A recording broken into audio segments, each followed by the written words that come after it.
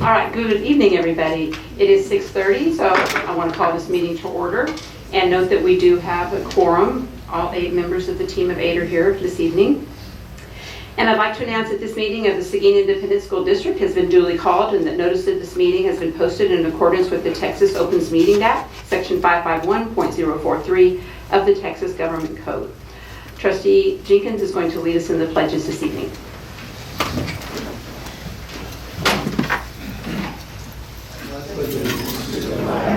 Of the United States of America, and to the republic for which it stands, one nation, under God, indivisible, with liberty and justice for all.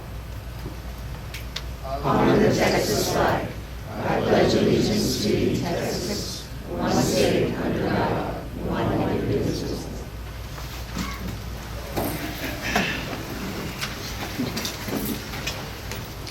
We'll take a few minutes for a moment of silence.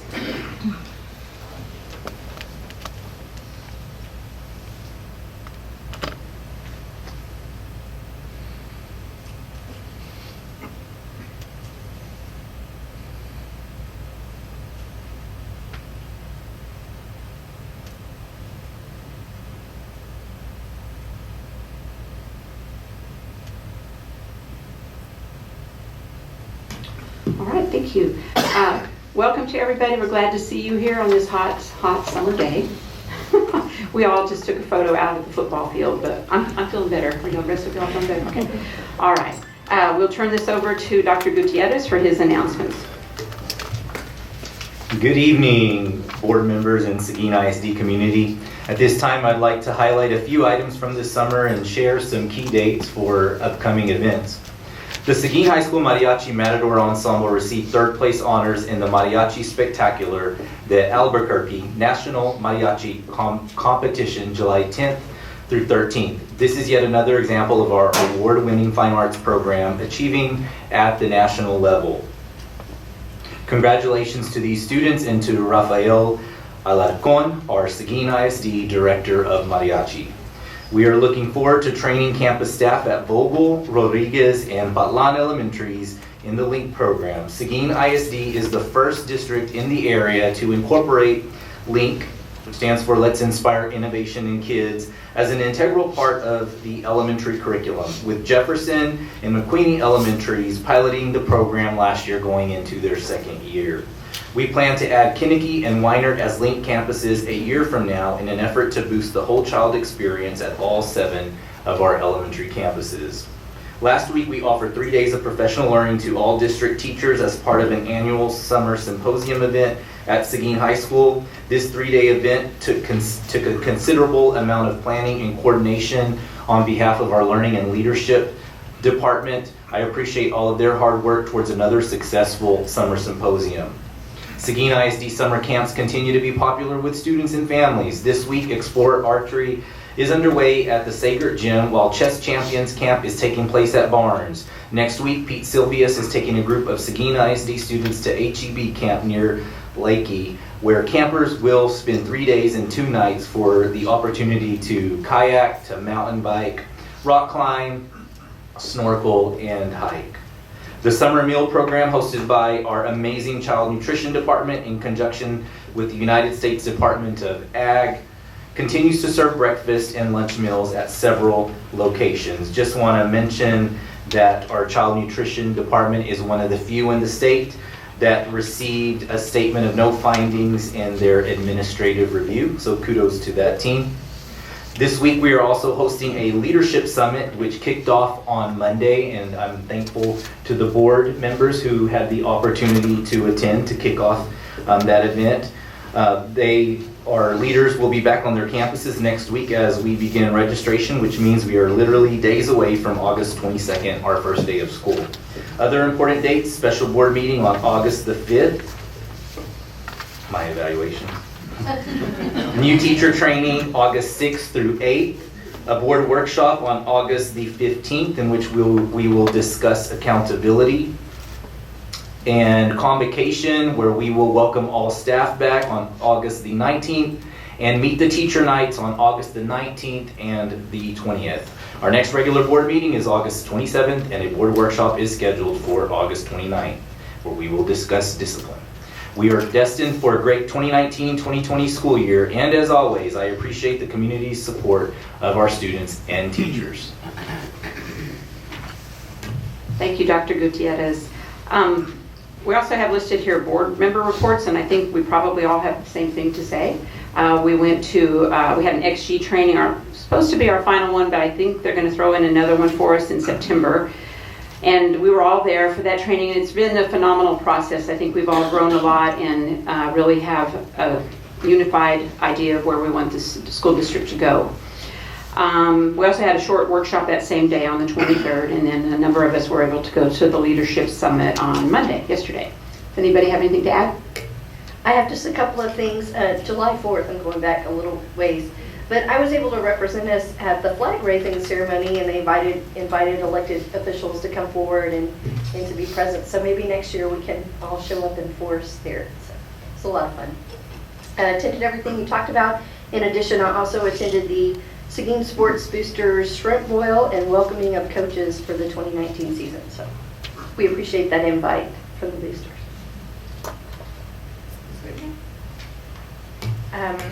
Besides what we all attended, I got to see a portion of the Matador Band play at Central Park as the final Central Park concert series, so that was great.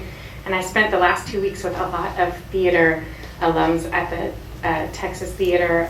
So many of our Seguin High School theater kids who've graduated, and spent some quality time with them, so that was exciting. We come back every year. Mr. Amador? Well, I had the usual meetings, workshops, and training. Okay. All right. Mr. Jenkins? Pretty much the same as Mr. Amador. All right. Ms. Moreno? I did the same thing Okay. everybody else. All right. Along with the shrimp boil. Okay. Mr. Guerra? Pretty much the same. Okay. Thank you. It was a slow month. It was. It was a long month. Five weeks, something like that. All right, we'll move on to item 2, which is audience with the board, and we did not have anyone sign up to visit with us this evening. So we're going to move on to item 3, which is closed session. And at this point, the board will adjourn into closed session pursuant to the following sections of the Texas Opens Meeting Act.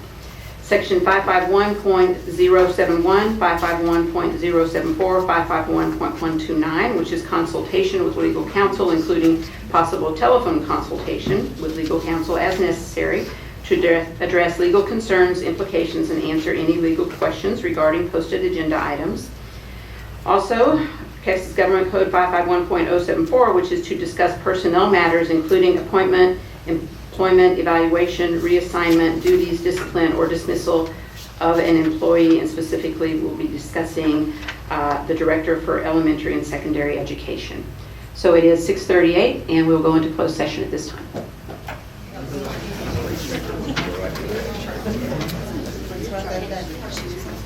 All right, it is 7:14, and we're going to reconvene back into open session, and we do have a possible action item on the agenda. Madam President, Board of Trustees, I'd like to recommend the Director of Elementary and Secondary as submitted and discussed in closed session. Do I hear a motion? Motion from Mr. Jenkins. Move to, as read by Dr. Gutierrez. Okay. A second? Second from Ms. Duncan. Sorry, I was looking that way. Any further discussion? Not all in favor, raise your right hand. Opposed, same sign. Motion carries 7-0. All right. Ms. Whitman. We'd like to introduce our selection to the board. Dr. Gutierrez, President Jimenez, members of the board. Tonight, we are excited to add Ms. Laura Cooper, Director of Elementary and Secondary Education. So I would like to ask Ms. Laura Cooper to come forward while we read a little bit about her bio.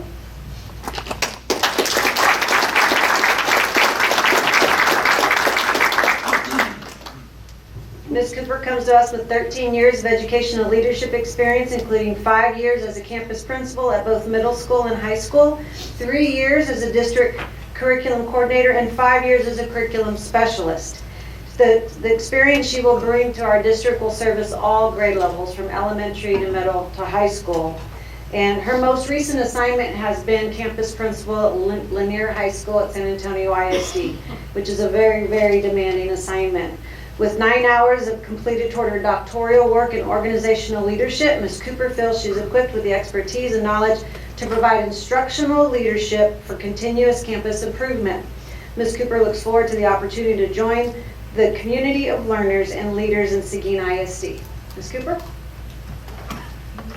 Trustees and Superintendent Gutierrez, thank you so much for this opportunity.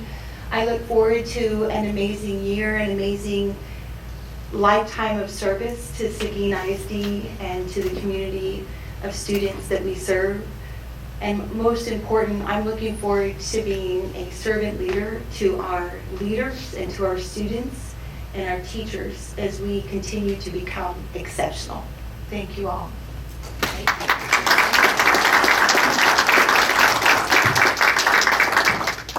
All right, moving on to agenda item 5A, which is a report, a presentation on the 2019 Model Schools Conference.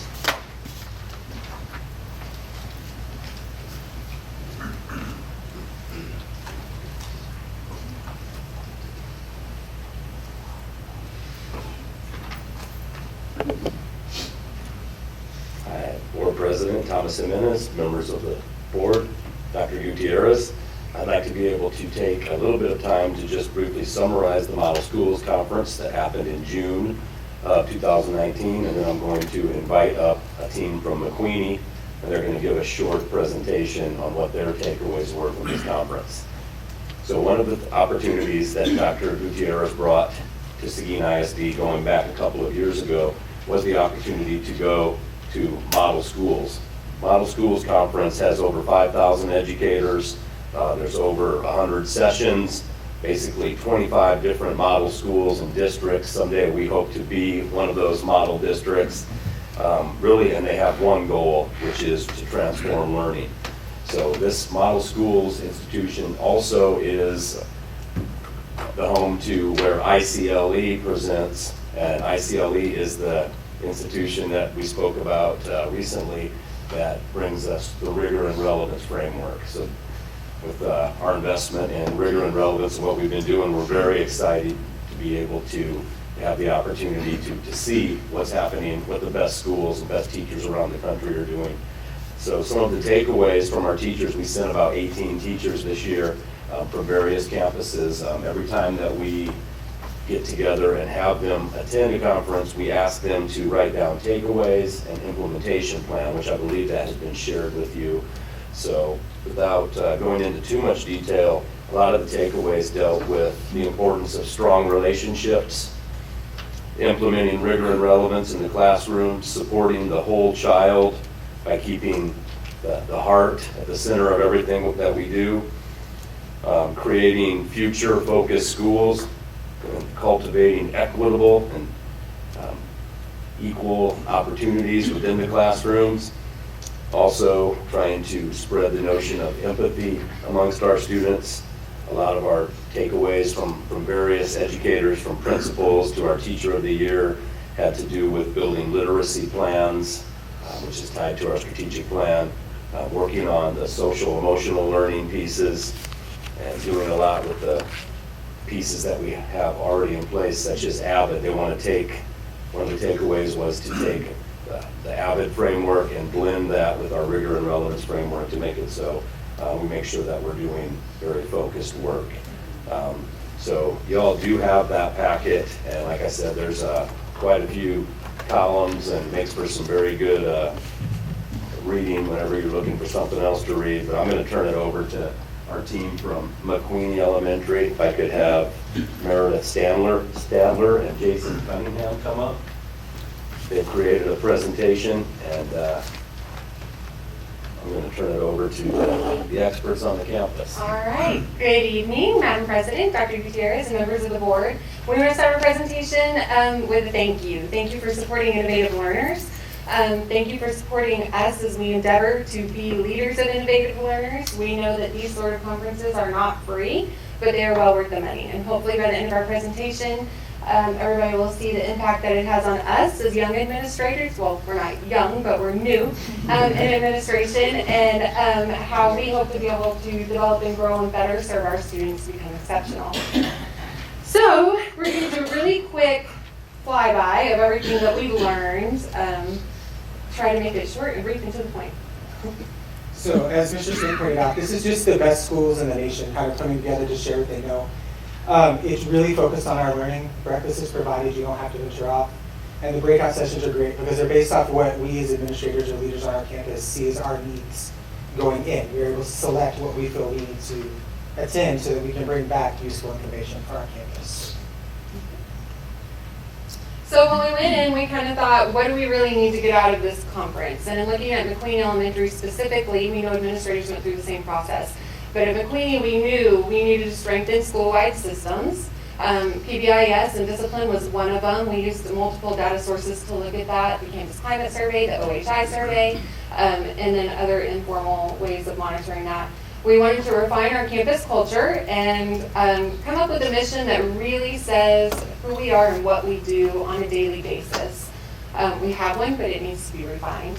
Also, when we talk about relationships, they're easy to talk about, but what does that mean to our students? So we knew we need to clearly define relationships and what that means on our campus.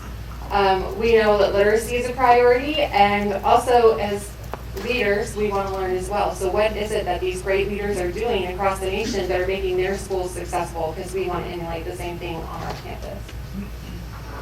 So we're just going to give you a rundown of a few of our highlights of our sessions. One that we really enjoyed was keynote session with Weston Kieshnick. Breaking both, he's talking about moving schools forward into the future, not being stagnant, blending the old with the new. Some of the things we really took away were the three bold necessities of a master educator. Challenges with self-assessment, we talked about how teachers will always, we as people will self-assess ourselves higher than we actually are. So it's working with our teachers to be honest with themselves and honest with us. And then excellence, what it looks like, feels like, and sounds like in our classrooms. And then the greatest takeaway we took away were probably the 12 characteristics of highly effective educators that he shared with us. We're actually planning on constantly and continuously training our staff on these, how to use them in their classrooms to continue to build those strong relationships that are the foundation of all of the work that we do. The next keynote was Dr. Bill Daggett. He's the founder of ICLE.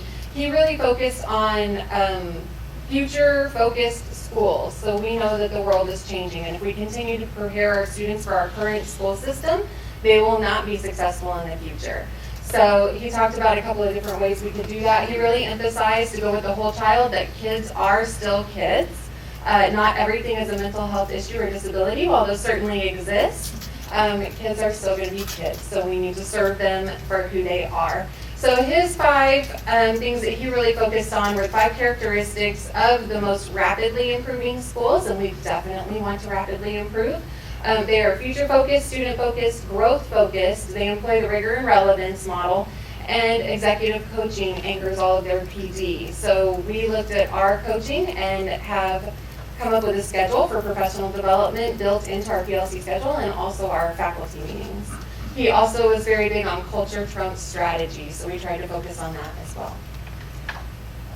The final keynote that we really took a lot away from was Linda Clyde-Wayman. She was a phenomenal speaker and has a phenomenal story. She had a couple of statements that really hit home for the two of us. First of all, that it was imperative that we act for impact, which was the theme of model schools, because our children are suffering and they need our voices. Sometimes we're their only voice. And we need to bring life and joy to them. And then just a couple for us as leaders is, if you're going to lead, lead. And then, so what, now what? Which is kind of just talking about, that's the situation you're in, don't live there. Pick yourself up and move on. What are you going to do now? So our takeaways are, and this is one we had actually talked about already, is making sure our staff and our students know we love them. And if no one else tells them that, we're going to tell them that. And then core values have to be the center of our culture at McQueen. One that really stood out to me is I'm a turnaround principal. So that's who she is, that's what she believes in. She took, in Philadelphia, 3 high schools and blended them together, and they all have a population of rival gangs. It was a very difficult situation, but she stepped in and said, I am a turnaround principal. So for me, I said, well, that's me, that's who I want to be. The things that are not working, I'm going to turn around, and that's my responsibility, and that sense of ownership was very important to me. And a couple of the breakout sessions that were impactful for us. As a new administrator completely, I went to some coaching sessions to kind of get a handle on how to instructionally coach. So The greatest one was coaching refined Sherry St. Clair. And there were just some takeaways for me as I start to work with the staff in cleaning.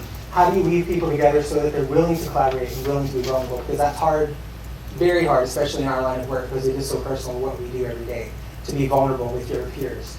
But the greatest one for me as a father, as an educator, was what I want this person impacting the life of my child.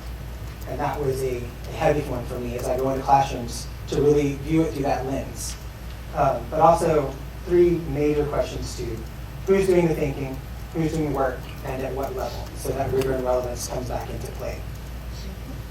One of our focuses was the organizational culture, so I attended a lot of those sessions. The one with Rob Carroll called No Alarm Clock Needed was especially entertaining. They opened it up by smashing an alarm clock with a sledgehammer. The idea is that work is such an amazing place that you cannot wait to get there, that your work becomes your positive daily experience. So he talked about taking the small things and making them happen. Make sure your morning is right, you're right, make sure everybody else's morning is right, and he talked about the 3 phases of how to do that. So be your best self, make sure that you're taking care of yourself and being a learner. Every interaction is an opportunity to do something positive, to be a teaching moment, and desire to inspire. So make sure you're the transformational leader on campus that is inspiring teachers to say TGIM instead of TGIF. The next one we went to was instructional leadership, focus, focus, focus. So we knew going in that literacy and writing needed to be a focus for our campus. So we went to this session. A great profound statement for her was leadership is getting people to do what they need to do, but for some reason they can't or they won't. And so that we kind of hit home for us as leaders, that's going to be our job. We know what they need to do, they know what they need to do, push them to reach that greatness for our students. But the main thing was to determine a focus, and there were 3 questions she gave us. What skills do our students need to master and be successful on state assessments? That's a part of our life. What skills do they need to master to be successful in their classes? But the one that sometimes falls by the wayside is what do they need beyond our school doors to be successful in life? And so we really want to push our staff to focus on that 3rd question. So we all know that we have students with diverse needs in Seguin. So I attended Creative Solutions for Students with Diverse Needs, again with Rob Carroll. He takes the point of view that instead of kiddos that are in deficit, they see it as a potential, a rampant, raw potential that has not yet been unleashed. And that's how I see Seguin as we endeavor to become a destination district. We have a lot of potential that we are trying to unleash, so that really spoke to me. They call their school the 119. They have a very strong culture. It is the 119. They're 90% free and reduced, but 100% great. What stands out about them is that they have the highest incarceration rate in the nation. In a 10-block zone, and 100 of their kiddos that they serve are within that zone. And they look at their kids and they have a commitment K to graduation, but they said we need more. Our kids need the community and the community needs us, so how do we make that happen? So they came up with the Audubon Kids Zone. You can follow them with the hashtag the 35. And they took 35 of those 100 kids and said we commit to kinder through college or trade school, thank you, will graduate. And they worked with the community to come up with a building, a place. They have 1 social worker that staffs it. And teachers work there, and they go and they wash clothes, and they take care of these kids. The parents are at work, then they babysit them. They offer GED classes for the parents so that they also can graduate. And they hold community events that they invite the entire community to. And the idea was very inspirational to me. Dr. Gutierrez got the brunt of that when it came out. But in Seguin, it's an idea that might someday in the possible we could really embrace, because it just wraps around these kids, and so far they are on a path to success. The 2 students I think that have graduated so far did graduate. They committed to that and they did graduate. So those were kids that were really in a rough spot and they came through. What we can do on a campus level is start to consider a community level RTI. And we're gonna have to work with Kirsten on FERPA and all that. But they would bring in maybe the sheriff's department, the different community resources, and then also endeavor to be a part of the community, so that the school is going on in the community and the community is coming to them to really fully wrap around these families and support them so that the students are successful. So this is our so what now what from McQueen, our action steps. We listed again what we knew we needed to get out of it. Just to kind of go through quickly, already in the process before we went, but wrapped up since then. PBIS at McQueeney has been completely overhauled and redesigned with the relationship as the focus instead of discipline action, building relationships with every student on our campus. We also are looking into RTI, wrapping in mentorship, behaviors, and again, that community level intervention. We're looking into small things. We're gonna have a barbecue for our staff before school starts to kind of build the community. So that came out of one of our sessions as well. Teacher of the week, welcome back gifts. Really focus our instruction and make sure that the teacher goals align to grade level goals, align to campus goals, which align to district goals. So really strong laser focus.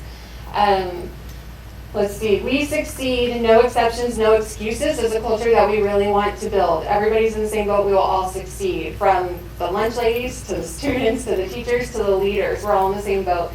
We talked about the PLC blocks and our ongoing professional development. Also, the Rigor, Relevance, relationships ties into that, and we'll be rolling that out this year. And then more to come with our book studies. As we got a stack of books about that thick, so it's going to take a little time to get through those. The podcasts that we follow, the newsletters, and the Marshall reports.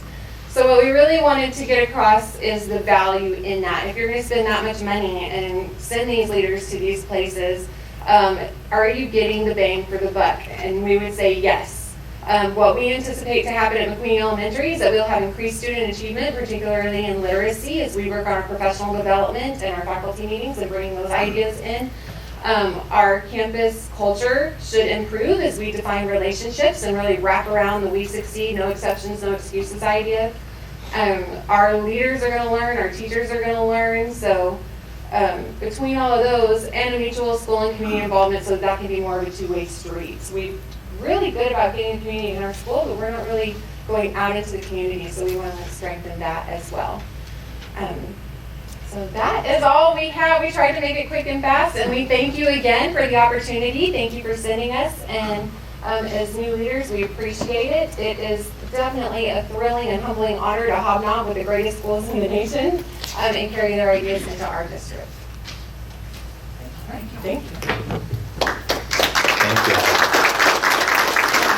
We'll just tell you all, they were on fire at the end of that session where I had the opportunity to listen to how they were going to bring this to life at McQueeney. But I also have to thank you all for the opportunity for Seguin teachers and administrators to be able to go and learn from the best. I believe that in order to be the best, you have to see the best.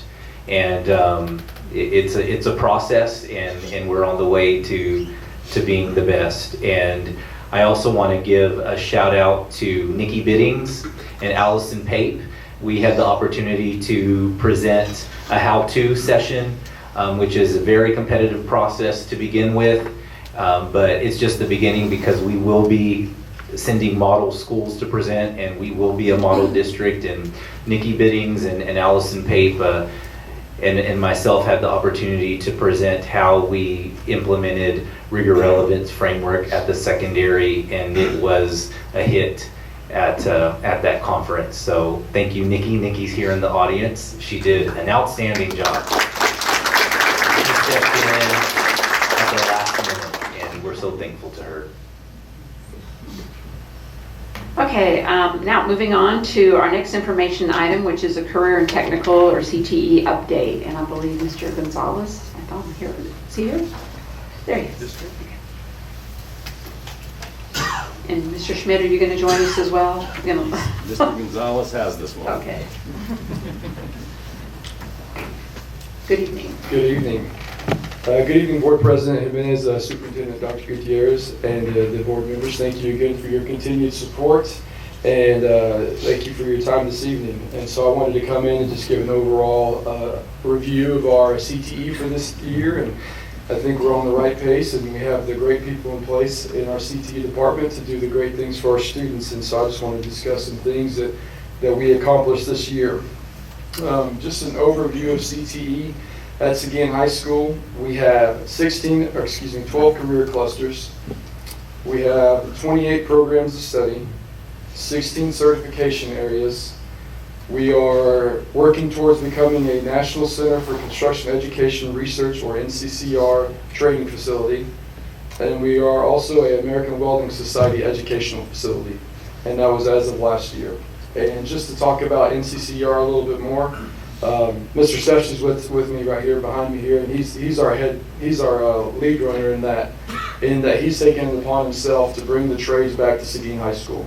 And so together we partnered with ABC South Texas to help engage us in the industry partnerships that we need to bring those trades to Seguin High School. And so starting next year, we'll have construction technology, we'll have electrical, we'll have HVAC, and we'll have welding as part of what we're moving forward, bringing those trades back in. And so with that, each of those areas are certification areas, and we really think that we can open up those opportunities for students for practicum, for internships, for pre-apprenticeship program we're going to be pioneering with ABC South Texas. And so it's a very exciting opportunity for us for this upcoming school year. And we wrapped it up at the end of the last school year, and we have things in place to start for this upcoming year. And then the AWS Welding Society, we put in an application through the Welding Society. It's based out of Florida, and so we can certify students in that as well nationally in the area of welding and manufacturing. And so the way things are structured with the presentation, I wanted to tie everything back to our strategic priorities. So our strategic priority number one would be to improve student learning through improved instructional practices. And so some of the programs that we implemented this year in CTE is number one would be precision exams, Zello, more use of Google, as well as the ICLE framework. And just real quick on precision exams, we knew that we wanted to find a better way to track our student growth from the beginning of the year to the middle of the year to the end of the year. And so we reached out to this company, Precision Exams, and all teachers in CTE, except for with the exception of cosmetology, were able to take a pre-test, a mid-test, and a post-test and see that growth throughout the year. And then we take, some of that, some of the other instructional strategies that our core uses, and we use those with precision exams so we can have a better understanding of what needs to be taught, how it needs to be taught, and what we need to do to move forward. And so again, it's used to track students' progress. It's aligned to the CTE TX, and it's industry focused in that precision exams went to the industry, figured out what they needed or they required or what they wanted students to know, and then some of that material is based off of that. Next with Zello, and so in the past, Seguin ISD had career cruising, and Zello is the newer brand of career cruising. And what it is, we implemented it with our 8th graders at the college and career readiness course. And so in that, students were able to build their own portfolios. They were to look at actionable plans. They could look at college and career profiles. They can pick do a survey. It pairs them with colleges and careers, and then expand and explore what that looks like for them, not only after high school, but in high school as well. And we've also tied that with our online, the online course catalog is tied in through Zello. So those students as incoming 9th graders have had access to this where they were able to select their program of study, see the course sequences throughout their high school career as far as CTE, and then really follow that path to get them where they want to go. And so we're rolling that out with the incoming freshmen, so they'll have it 2 years. And so we'll have 8th graders and freshmen using that next year, and we'll implement it 1 year after that until they graduate and just keep on going. So it's a very exciting program, and the Zello reps have been very helpful, and it's been another great way to track our students in their 4-year plans. We've continued using Google Classroom. Our teachers have gotten on Google Classroom not only with their classes, but with their other teachers, and we collaborate and we plan and we engage using Google Classroom. We also we manage our student organizations with it as well, and so our student organizations can log on to their Google Classroom, see what's on their agenda, say FFA, see what's on their agenda, see post their minutes, have everything accessible on there. So if there's a student that wasn't able to join in, they could still be on virtually, essentially, if they had other activities they were being a part of. And CTE teachers also follow the ICLE rubric framework, and all of our teachers were tasked to use the Rigor and Relevance rubrics to improve their student learning. Our engineering teacher, health science, anatomy and physiology, forensic science, construction, were able to participate in some of the coaching sessions that went on. So this isn't just something that was implemented with our core teachers. We took it upon ourselves as well to work with our CTE teachers as well, because we feel like that our rigor and our relevance definitely needs to be at a higher level, and that respect, so we can continue to provide those resources for the students and plan and help them for their futures. Moving on to our next section here, the strategic priority number 2. This is where most of our work comes in as far as being community-based and industry-based. And so a few things we implemented this year, one of which is Matador Connect, some more of our industry partnerships, our Chart Your Course, and then other community events. So the Matador Connect is a job board that we created, and so we had a lot of individuals from the community would just email me and ask, hey, how can I reach students? We have these jobs available, and we needed a better way to streamline that process and to get the information out to the students. So we created a Google form, and basically it just says if you have a job, you can complete this form, and you list all of your information, and then that information is pushed out to the teachers if it's a health science job, then we push it out to our health science teachers. But in the future, we want to be able to push that out to all of our students, not only CTE, and to make the job board more active. And so I'm going to start working with some of our team to display that on the monitors around the school, as well as being able to get in other classrooms that are outside of CTE. So our industry partners, last year when I presented, here are our 3 industry partners that we're really focused on working with. We had CMC, Alamo Group, and GRMC. And then as of this year, here are our updated industry partners here. So this industry, these partners have worked with us in some way or another, and we look to continue to push forward with that. Again, we're pairing with individuals that work in the area of expertise, and we've seen that that's taken some of our classes completely to the next level. And I'll discuss a few of those. Alamo Group Texas and one of our manufacturing courses, they work together on a lean training, Kaizen event, and we had a presentation in the late spring on that. And so basically what they did is they wanted to take our welding shop and they wanted to find one area of that shop that they could improve on. So this class of 13 students, they found a way to organize this small tool area, and they learned the lean process in definitely a smaller scale along the way. And then it built their pride in it. They had their friends and their other classmates talking about how great it was and how that needed to happen with some of the tools and some of the things that have come over from the older facility. And so they took ownership in it, and we're very proud of them for that. And then we're looking forward to doing another event next year with Alamo Group and working with them in another capacity to continue to make that area of the school great. And with that, during the presentation, we had a lot of community partners and industry partners there as well. And one of our partners that was there was from CMC, and CMC reached out to us right after our presentation, so those students' voices were heard. And now we're working on a gate project with them to expand the gates so our students are able to back up a trailer. We're not unloading 5,000 pounds of metal from the parking lot all the way in. We're going to use some of the things that we have there for that. So that's something that we're working on. We have some drawings, things going on right now, but that's going to be one of our projects for the upcoming school year. As far as community events, we had teachers participate in summer externships. We did a CTE teacher industry tour in September of last year, where we selected 5 or 6 teachers, and we were able to tour a few places in the industry to really get connected, to get a feel of what Seguin is and who we are and how they can assist us in the classroom and how we can assist them with their business. We had a manufacturing day tour with students. We took our sophomore students all around town to different manufacturers, so they're able to experience, again, what life is like in Seguin and what possibilities they have. We hosted a Seguin Job Shadow Day where we took our primarily seniors, and they got to work with a 4-hour block of someone they were paired with in the community and really learn about that position, really ask those questions they can in a one-on-one manner, and really see what, again, their opportunities are in a more in-depth way as a senior going on to college or going on to their career. Upcoming events, so again, we get asked a lot of questions from our industry. What do you need? How can we help you? What can we do to make Seguin the best? And so one of the ideas that we had was to do a CTE teacher showcase. So this fall in September, we're going to do a showcase and host all of our industry partners at the Matador Commons at the high school. And we're going to present to them. We've been to their shops and their factories and their businesses, and we've had the chance to ask questions in their boardrooms and meeting rooms. Well, now we're going to bring them to us and have them, our teachers are going to talk about our programs and what connections we have and what we need and how we can better provide opportunities for students.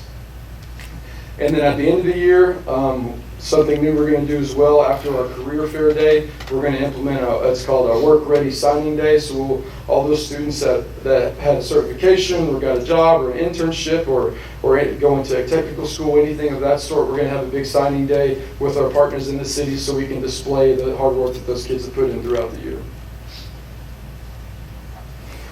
Just a few pictures. So here are some pictures over here on the right. That's one of our teachers. He's working at Alamo Group. That was an externship in the bottom left there. That was part of our industry tours with our teachers. We went to a few different places. We also got to go to CTTC. Here are some of our manufacturing day tours with our students. Again, it's a great opportunity. We do it during Manufacturing Month during October, and in conjunction with the city, the Economic Development Corporation, as well as the chamber.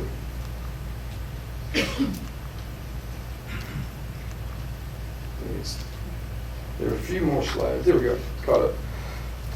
The Chart Your Course, this is where we invite all of our 8th graders over to the high school, and they get a sample of what we offer in CTE as well as our other electives. And this year we did it in more of a career fair format and had students walk around in an open area to see all the greatness that CTE is. And then we had our students pitch to the students. So, we had our instructors there to provide support, but really we wanted our students to really talk to our 8th grade students so they can tell them how great their pathway is. And it was almost kind of like winning them over, who can get the most students at their different activities. And so it was a lot of fun, and it was very enjoyable for those students.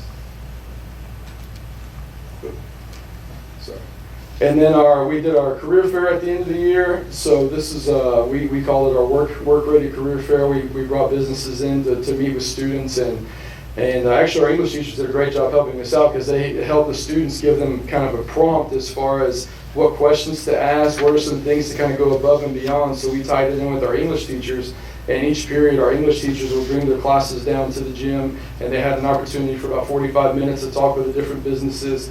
And the feedback from the businesses was great, the feedback from the students was great, and so we look forward to doing that again in the future. And then just to finalize, talk about our student organizations, some of our achievements throughout the year. And so we had our robotics team, which was in its first year. They were able to compete at the regional level, and they had an opportunity to go to the world competition. They fell short by a few points, but coming in as a first year, we think they did a great job with that. Our BPA students participated in the state convention. Our health science students, they just got back from Florida a few weeks ago, and they were in the international convention in Florida, or a leadership conference. The 2 students here, sitting on top of the trailer, they actually reached out to some of those industry partners and asked for them for donations so they could build this trailer, and they worked on this trailer to show at our AgMet competitions for FFA, and they were able to build that based off of donations and other hard work they put in together. And so our FFA group, we had a student compete in the national competition in Indianapolis. She didn't compete, she sang in the choir, and then we also had students participate in the state convention as well.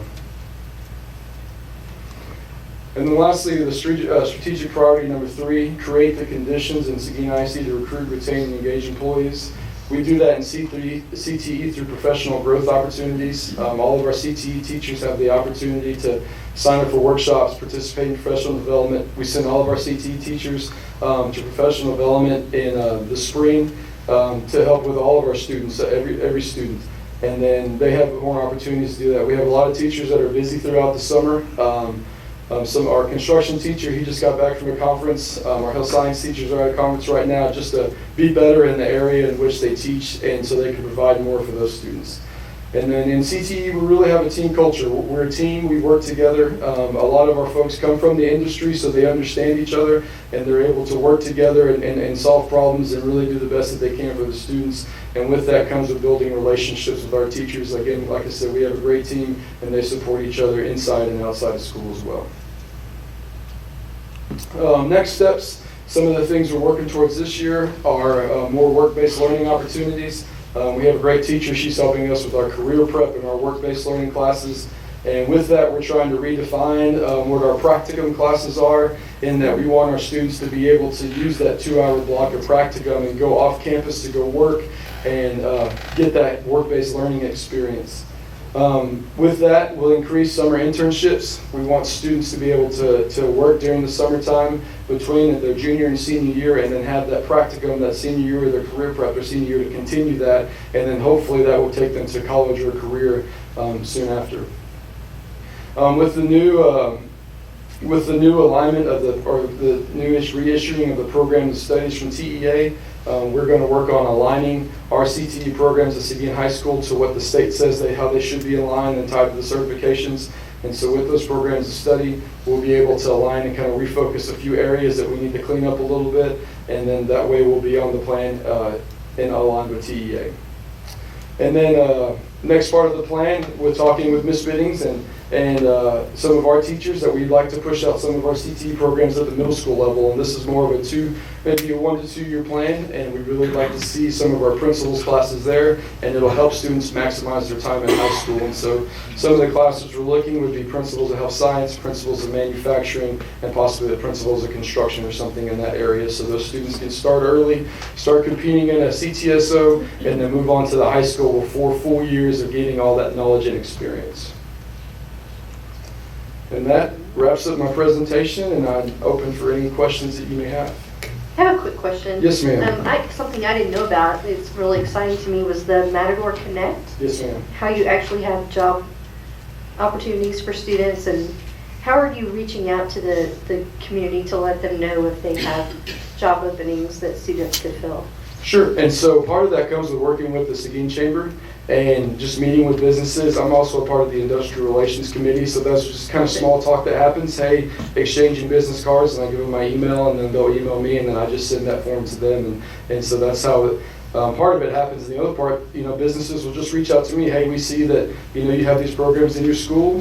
We have jobs for your students, and then we send them the link, and they fill it out, and it's immediately pushed out to our kids. Excellent.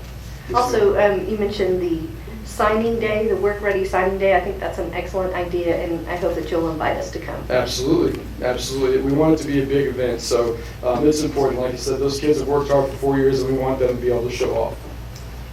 How many certifications can a student or students receive when coming out of Seguin High School? It depends on what program of study they're involved in. For instance, our new construction technology route, students can get stackable credentials in that as a freshman, they can get a core curriculum. As a sophomore, they can get a construction tech. As a junior, they can get electrical. As a senior, they can get HVAC if they would like. And that's going to be our largest area that we're moving to.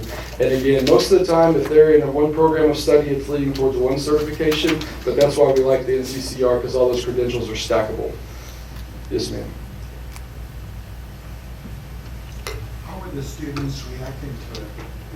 Are they energetic? Do they like what you offer? Are they learning? Yes, sir, I believe so, and I think that comes from our teachers being so passionate in what they do. Having our teachers that come from the industry, they're already a passionate nurse or someone else that has come in and have worked in that industry, and then being able to share that knowledge with their students, and that's where they get the buy-in. And so with that, again, I have to give credit to our team, because they just get the student buy-in. They're excited. They're working on these hands-on activities, and in our area, we're able to go to a lab, or we're able to go to a hospital, or we're able to go, take a tour of a manufacturing facility, and so that's how we continue to keep that excitement with those kids. Real excited about the Business Professionals of America. They excel in all the programs that they're involved in and going to competitions. And I would hope that each of those different areas, HOSA, from FFA, that they would all push themselves to get involved in even more programs and seek out those areas where they can compete. Because I can tell you, Seguin is a force to be reckoned with when they go on beyond Seguin. So thank you for all you do, and just encouraging the students to push themselves even further. Yes, ma'am. Thank you. Mr. Yeah? I would just also say thank you for that program. And I was able to attend that Alamo Group Texas presentation, and I was very impressed. And like I told your students where I work at, we use Kaizen a lot, and not only the company that I work for, but throughout Austin, and for example, Toyota also. So it was a great experience for them to learn that. A small project, but it was a big idea. Yes, sir. Thank you. Yeah, they really enjoyed it. Like I said in the beginning, they were just very quiet, wouldn't speak out. it was really a growth process that happened in a matter of about 10 days. And so they went from not being able to speak out with their peers in front of 3 strangers that came to work with us, with speaking out in front of you all and some of our other industry partners and Dr. Gutierrez. I mean, and they spoke out and they spoke loud and proud, and so we were proud of them for that. So thank you for sharing. Mr. Gonzalez, you give credit to your team, but we have to give credit to you because we were in a completely different place 2 years ago. When I had the opportunity to come and interview the community while I was interviewing for the job several times over and over again as I was visiting various city leaders and business leaders, they expressed concerns about where we were with our CTE program. There was a lot of disappointment at that time. And when you look at where we are today, it is a night and day difference, and we do have to attribute that to your leadership. You're a leader with a vision, but your vision is aligned to our vision in the district to ensure that we have exceptional students to exceptional citizens.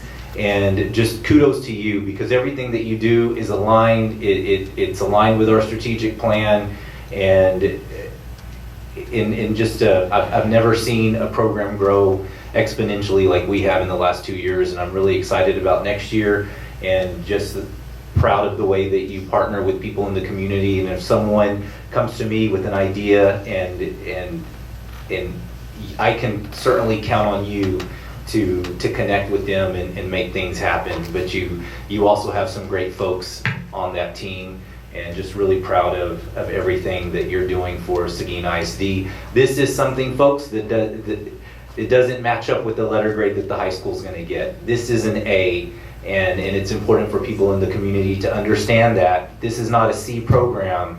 This is an A program, even though the high school will be a C. Thank you. Thank you so much. Thank you for coming in. Mr. Deputy, I believe you said is behind you there. So thank you for coming in as well and leading some of those trade classes, because they were long missed here. Yes, Thank you all. Okay, moving on to item 5C, which is our personnel action and professional employees. Ms. Whitman has a lot to talk We about. have a lot, and what a great day to be a Matador after the McQueen presentation and Mr. Gonzalez. There are some amazing leaders in this district, and we're going to continue to add to those amazing leaders. We're going to introduce a few that are here tonight. As a reminder, in September we will have our meet and greet with our new hires, so you can see all of the new teachers and get to mingle with them in September. So that makes sure everybody's hired. You know, it's sad sometimes when we lose some folks, but that's reality sometimes, and it's exciting to see some of the new hires coming in. I will have to say some of our campus principals got minimal vacation time. They worked tirelessly through the summer, especially during that crunch time and penalty-free resignation day, to make sure we still interviewed and recommended some of the best of the best. There are 37 new hires in front of you. I won't go name by name. I'm sorry, Mr. Jean, because I know you want me to. I won't go name by name. We try to give you this in the update as well, so you can see who's leaving, who's being replaced, what credentials they have. But in a summary, I can tell you there are 6 that we've recruited back to Seguin ISD. So they're going to be great additions back to our staff. We have 30 coming in at this late time, 30 with bachelor's degree, 7 with masters, and that's pretty impressive this late to have still master's degree applicants coming through. We hired 17 Hispanic, which was 46%, 18 white, which is 49%, and 2 African American, which is 5%. So our diversity is increasing at each time period. So once we have all our new hires together, we'll put a comprehensive summary together to show what it looked like after every agenda item was brought to you. We are almost staffed. We have, we just got a recommendation for Seguin High School for math, so that's being processed. AJB, we did lose Victor Figueroa to McAllen. That's his hometown. That was a hard one to say goodbye to, but we have a mariachi opening at AJB. Barnes, we do have a math that happened today.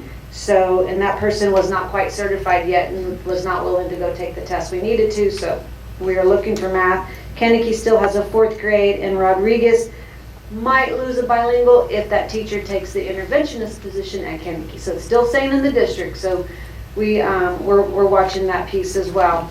Before I introduce our administrators, we do also have the resignations listed in front of you, and we do try to be as specific as we can on the reasons why they're leaving. And again, in the update, if there's something that stands out there that's a little alarming or maybe you need to know, we try to put that in the update for you. So before we go to the professionals, are there any questions on the teacher hires and the resignations? All right, so along with Ms. Cooper, we've added, who was the new director for learning and leadership, we are bringing some amazing folks in to support our campuses. We promoted a lot within the summer, but we also have recruited some of the best of the best. So I'm going to start with AJB. So if I could get Rudy Gonzalez and Ryan Randolph to come up forward, please.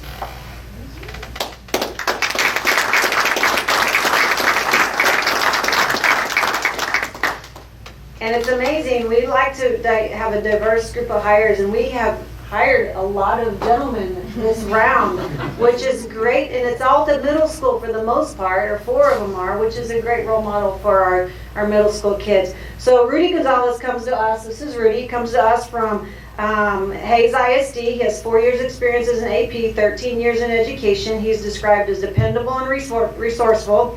And building relationships is one of his top priority, and he is super excited to come work with Dr. Gohava at AJB. Rudy, would you like to say a few words? Members of the board, Dr. Gutierrez, thank you for the opportunity to be here in Seguin. I am very excited to work with my team and the community here in Seguin. I look forward to many years of success, and one of the things that I will say is, coming here, the leadership here in Seguin ISD, I am super excited from every level. And what I see here is a rising star, and I'm glad to be a part of it. Thank you.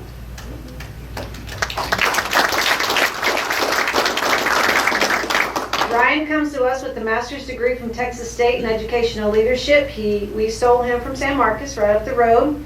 He has a background in science and special education. His experience as an academic dean has afforded him opportunities to serve on various campus and district leadership teams. He's passionate about creating learning spaces for both children and families, and we are here to welcome him to another part of the AJB administrative team. Ryan? Madam President, Dr. Gutierrez, board members, thank you so much for the opportunity. I want to echo what Rudy said. Everyone that I've spoken with on my team, from leadership at the district level all the way down to my campus level, and the teachers on the campus, have given me more enthusiasm to start a school year than I've had in a long time. The potential that I see with all the people that I'm working with is just, it's limitless, and I really can't wait to get started. So thank you for the opportunity, and I look forward to serving Seguin.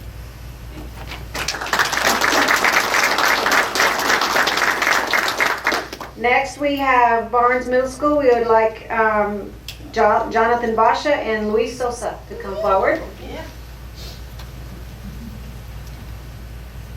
So Jonathan comes to us as a Dean of Students. He's a TLU graduate, right up the road. He's got a bachelor's degree in science, biology, chemistry with a molecular specialization.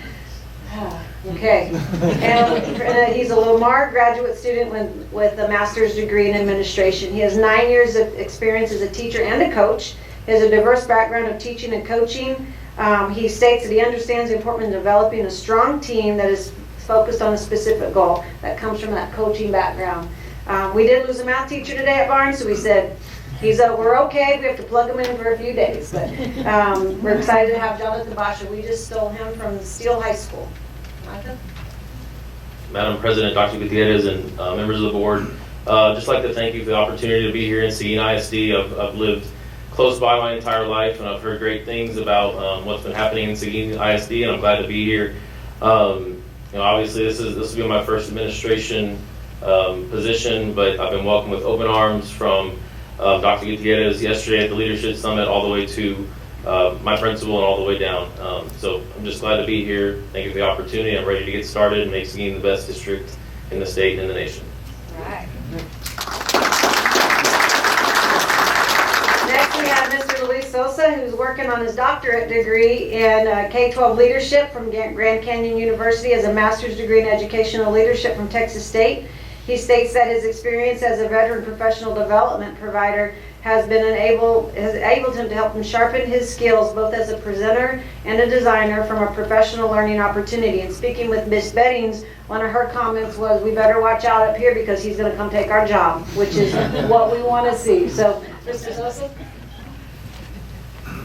Madam President, the Superintendent, Gutierrez, members of the board, thank you all. I'm excited and just really looking forward to the opportunity of being a member of the Seguin ISD community.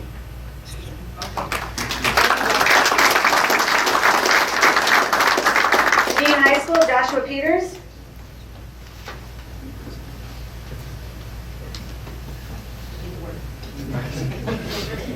I get to work. Joshua comes to us from Lee High School, that's right. He has a 2016 university degree from North Texas. He has a master's degree in educational leadership. He's described as an innovator, stellar employee with success at the forefront of focus. His experience as a special ed coordinator at Lee High School will be an added asset to Seguin Leadership current team. That is huge because that was one of our areas of focus, is to provide that support at the special education arena at Seguin High School. And so he's lived it at a large comprehensive high school in the San Antonio area, so I think that will be a great addition. He states that he cannot pass up the opportunity to be a Matador, and we are excited to have him. Madam President, members of the board, Dr. Gutierrez, I am very excited and grateful for this opportunity. I just want to mention real quick, Dr. Escobedo, 10 years ago when I was a brand new teacher, he brought me on board over at Southside. He was a fairly new AP, and I was, again, a brand new teacher, and I'm just really excited. A decade later, a lot more gray hair later, but to have my first AP position over here, and it is indeed a great day to be a Matador. Thank you. We have 3 central office positions. We have Jason Adam, Director of Fine Arts, Leslie Mahaffey, Director of Elementary Education, and Maggie Rodriguez, Director of Multilingual Specialists. Please come forward.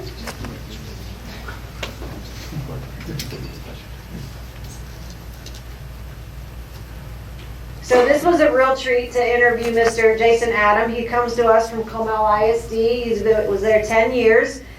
He has been the high school band director, and he has a master's degree from Boston University and has extensive experiences in leading district-wide band programs, music, and curriculum.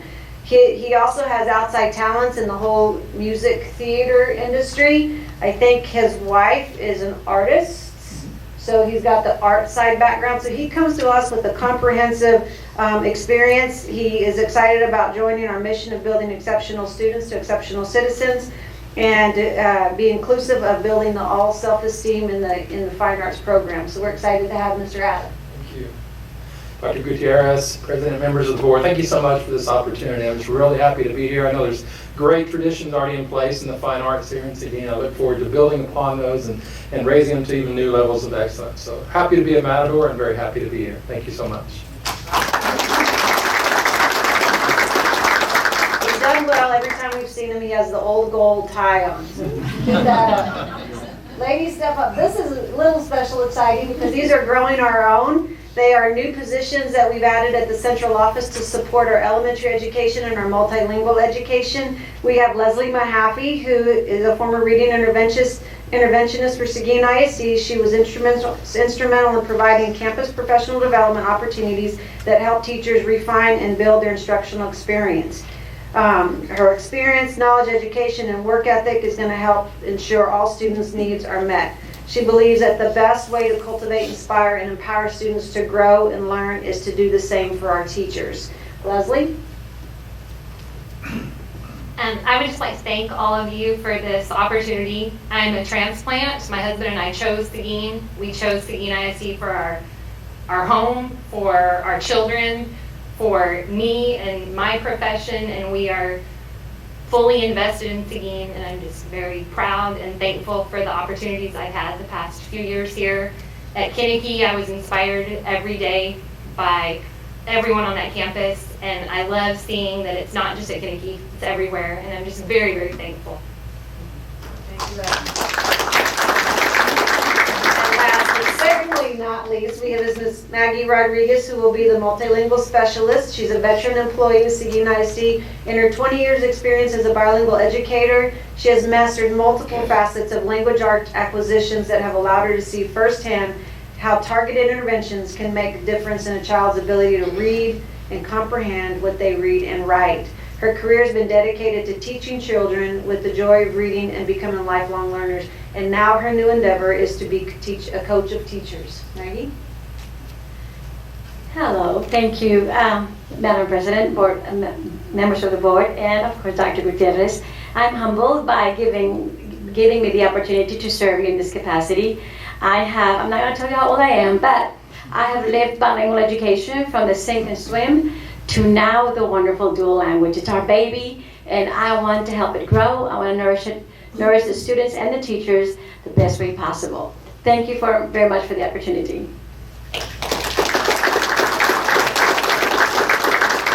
What a great evening. If there's any other questions?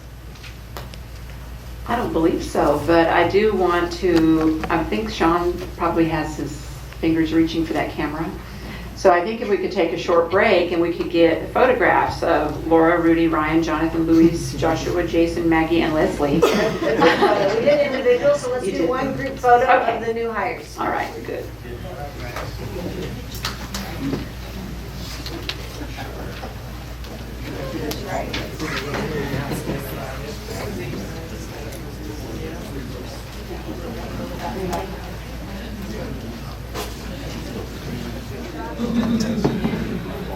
Oh, this is the one I was reading for. No, I haven't said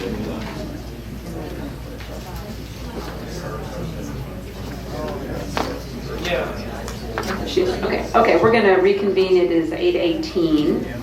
And next on our agenda are the consent agenda items. This is where we can consider and possibly approve all of them at one time. The local states that the consent agenda shall include items of a routine and/or recurring nature grouped together under one action item.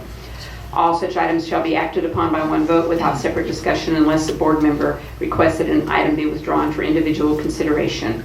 The remaining items shall be adopted under single motion and vote as applicable. So usually I read all these, but there are 15 of them, so I'm just going to give you a brief version. And any of you who are watching this, you know that you can always find these on the website in the board agenda. So we have approval of minutes for meetings and public workshops. We have tax collection reports, budget amendments, donations, investment reports, catastrophic insurance, Hasbi, stop loss coverage, instructional technology and materials purchases, Hasbi policy updates, a first reading, and the meal pricing for 2019-20. Possible, let's see. Oh, this one is to an agreement with the, what's the name of that coffee place? On the Grind. to have them come back into our lives. I'm sure Dr. Gutierrez will appreciate that. The approving of the superintendent's evaluation instrument, and just to look at the public information request for June through July. Would any of the trustees like to pull any of those items? If not, do I hear a motion for approval? Mr. Guerra? Okay, motion to approve as listed. Do I have a second? Mrs. Crittenden? No further questions? All in favor, raise your right hand. Opposed, same sign. Okay, thank you. All right, moving on to our action items. First, we have our 2019-20 employee salary increase recommendations. I believe both Ms. Whitman and Mr. Hilbert will be visiting with us.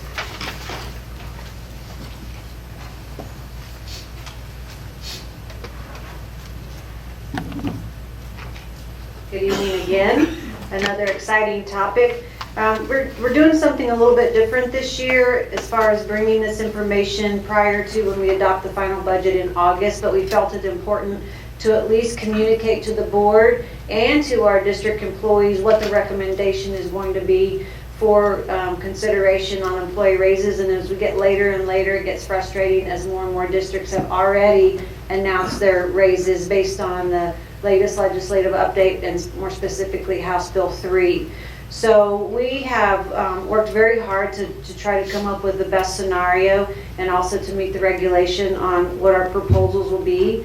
So tonight, if the board approves this same information that's being brought forward for approval will be included in the final budget process, which would be in August. So we'll make sure that our staff is aware of that. So normally, once salaries are approved, we have that night, we send out information, we send out our new teachers' pay table, those kind of things to employees, but we don't want to do that until everything's approved in August. But we'll communicate that. I'll work with Sean's office to communicate that.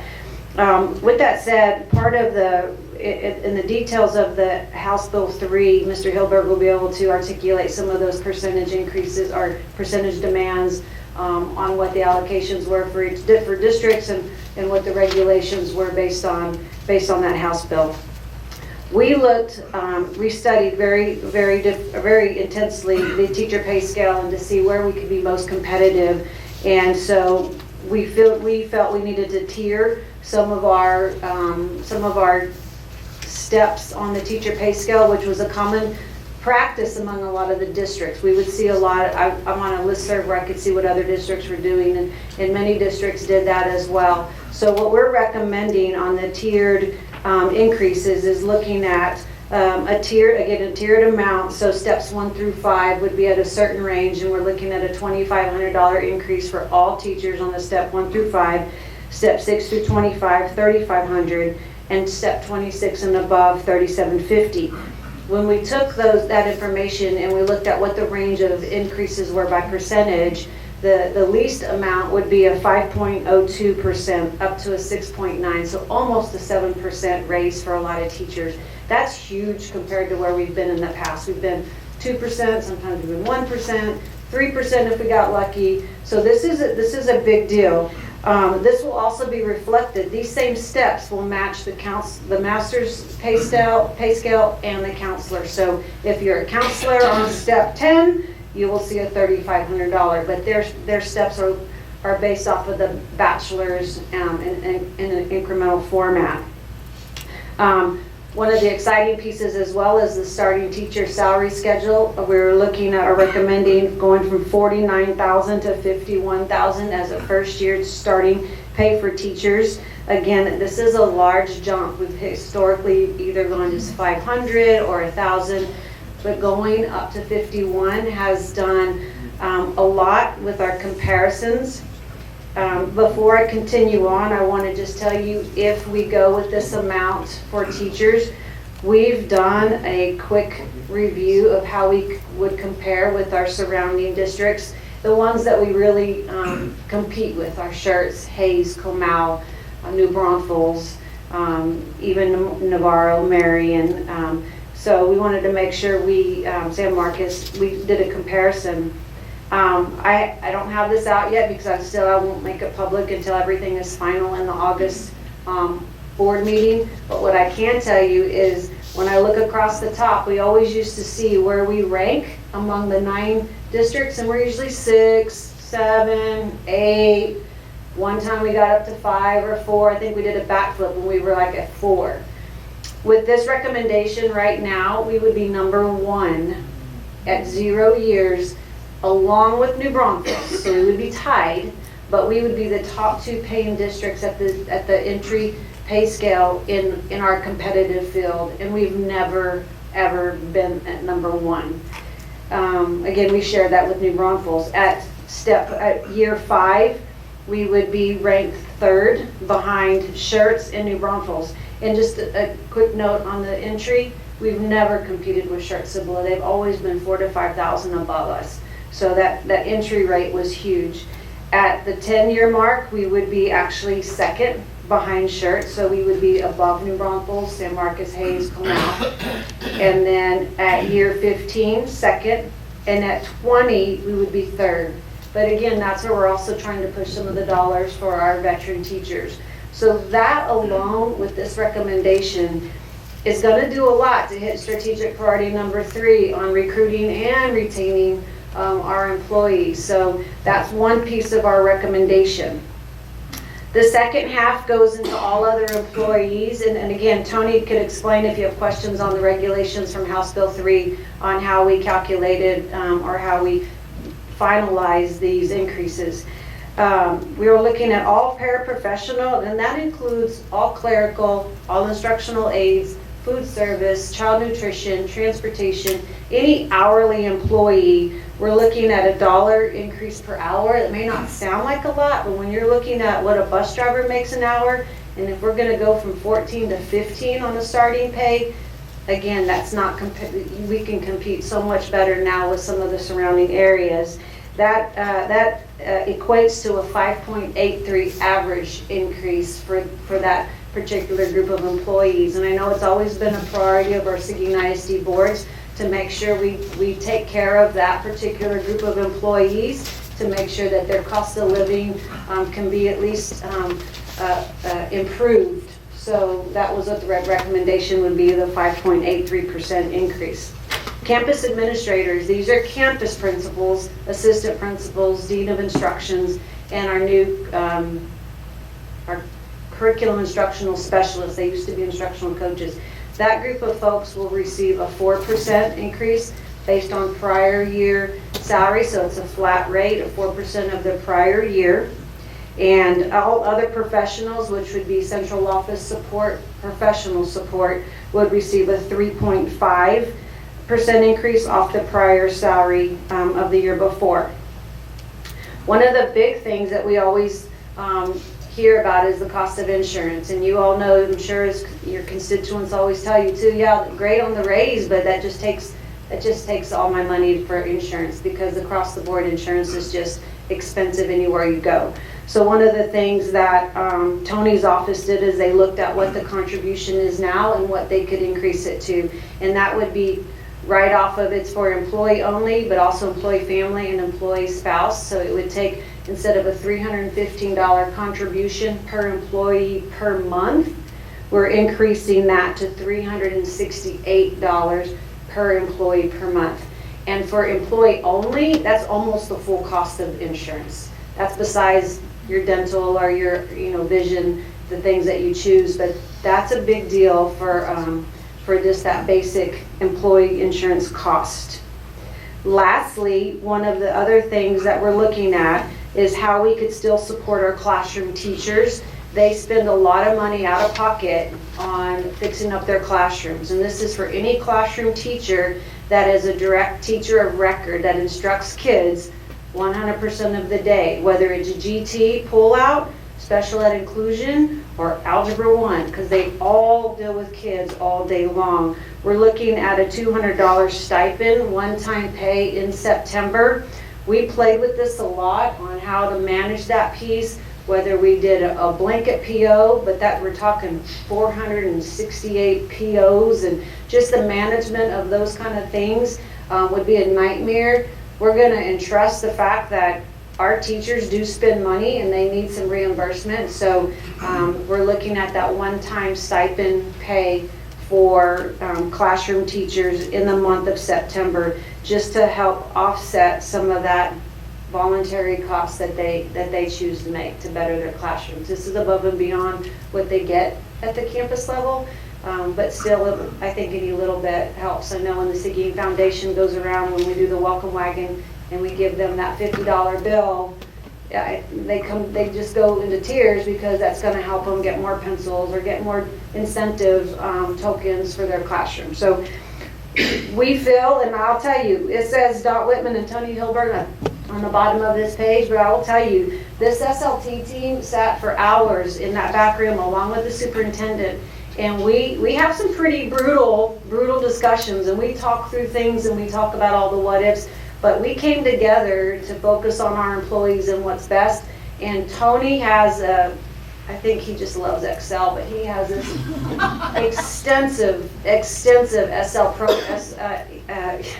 program that we can just plug in. Nope, that's too expensive. Plug in. Nope, we can go higher. And it's a lot of fun when you start looking at what you can do and how quickly we can assess the cost. So I have to give kudos to his department, or him, for creating that tool that can guide us so fast and efficiently as it relates to our overall budget. So I will quit talking. That is the proposal we're bringing forward to the board. And now, if you have any questions, Mr. Hilberg and I would be happy to answer any.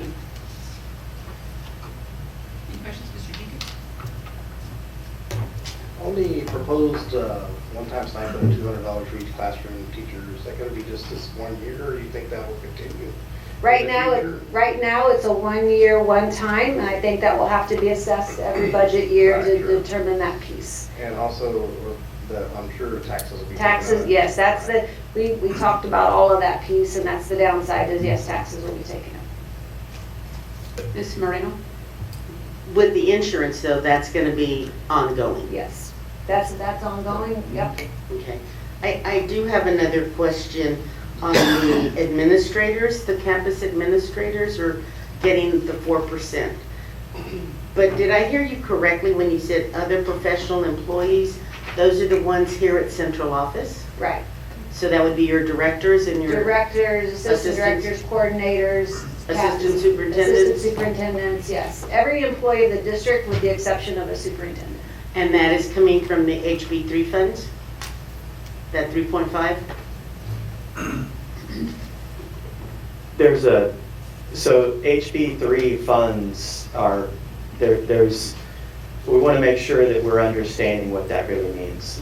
There's a new funding mechanism for school districts, and it's not vastly different in concept. There's local collections from taxes, and there's state funding. It's just where the money comes from that's changing. There's more of a percentage coming from the state now. Along with that comes some criteria that the state wants to make sure that every district is obliging with those with funds. Period. It is tied to HB3. What they want, what the state is mandating, is that all new funds that are coming as a result of the new funding mechanism, all new funds, regardless of the source, that 30% of that needs to be attributed to wages. And then 70% of that 30% needs to go into the classroom. The remaining 20% goes to the rest, with some, fine print that goes along with it. But that does not preclude districts, and most districts, and especially if you look at the exhibit that I've provided there, are exceeding that threshold. But that's simply a minimum threshold. So the state is saying, we want to make sure that you are taking 30% at a minimum and applying it to wages, and 75% of that 30% at a minimum and putting it in the classroom. So as you can see from the descriptor here in the exhibit, the actual requirement on the far left from HB3, for example, the total 30%, that's only $1.8 million, $1,867,456. With what we've presented to you, what Ms. Whitman has just shared with you, in its entirety, that will cost the district $2,498,276. So we far exceeded the threshold. And the same with the subcategories, as you can see there. So the 3.5% is the same with the 4% or any of the other percentages. They are simply taking the dollars that the district has available to it to spend on wages. But we just have to make sure that we meet these benchmarks. But they're all using HB3 money. Every one of them is using HB3 money. We're just having to make sure we're meeting these benchmarks. Is this HB3 money, is that going to be yearly? I could never find anything that said that we're going to get. Well, what House Bill 3 is just a new way the state is going to push money out to school districts. In the past, the school districts had a certain amount of effort that they were required to to obligate their local tax base to attain, and then the state would come in and match that, more or less. Now the state has succumbed to pressure, if you will, or changed their logic, if you will, and decided that it is time for the state to carry more of the burden of state funding. And so they've put these benchmarks and several others in place that do actually afford districts more money, but not across the state. Not every district is getting the same benefit from HB3. There are actually districts in the state who are receiving no additional funding. And so when they apply these parameters, they don't apply because there is no new money. But in the case of Seguin ISD, there is, and for the majority of districts, there is. And that's why you're hearing different amounts coming from different districts. But where a given district is at a certain point in time, at the inception of HB3, as to where they need to get to, and that's going to vary from district to district, and that speaks a lot to why you see such diversity in some districts not offering much in terms of wage increases at all, and others astronomical increases that we could never afford. We're not even getting that much money. So we've maximized what we can, as Ms. Whitman indicated. We've looked at the entire picture, not just the 30% criteria. If we stuck with the 30% criteria and the 75% of that and 25% of that, as you can see with the numbers and what she just shared with you, you can tell that the percent increase would really not be vastly different than what you've seen in the past with Seguin ISD. Probably about 2, maybe 3% you could have seen.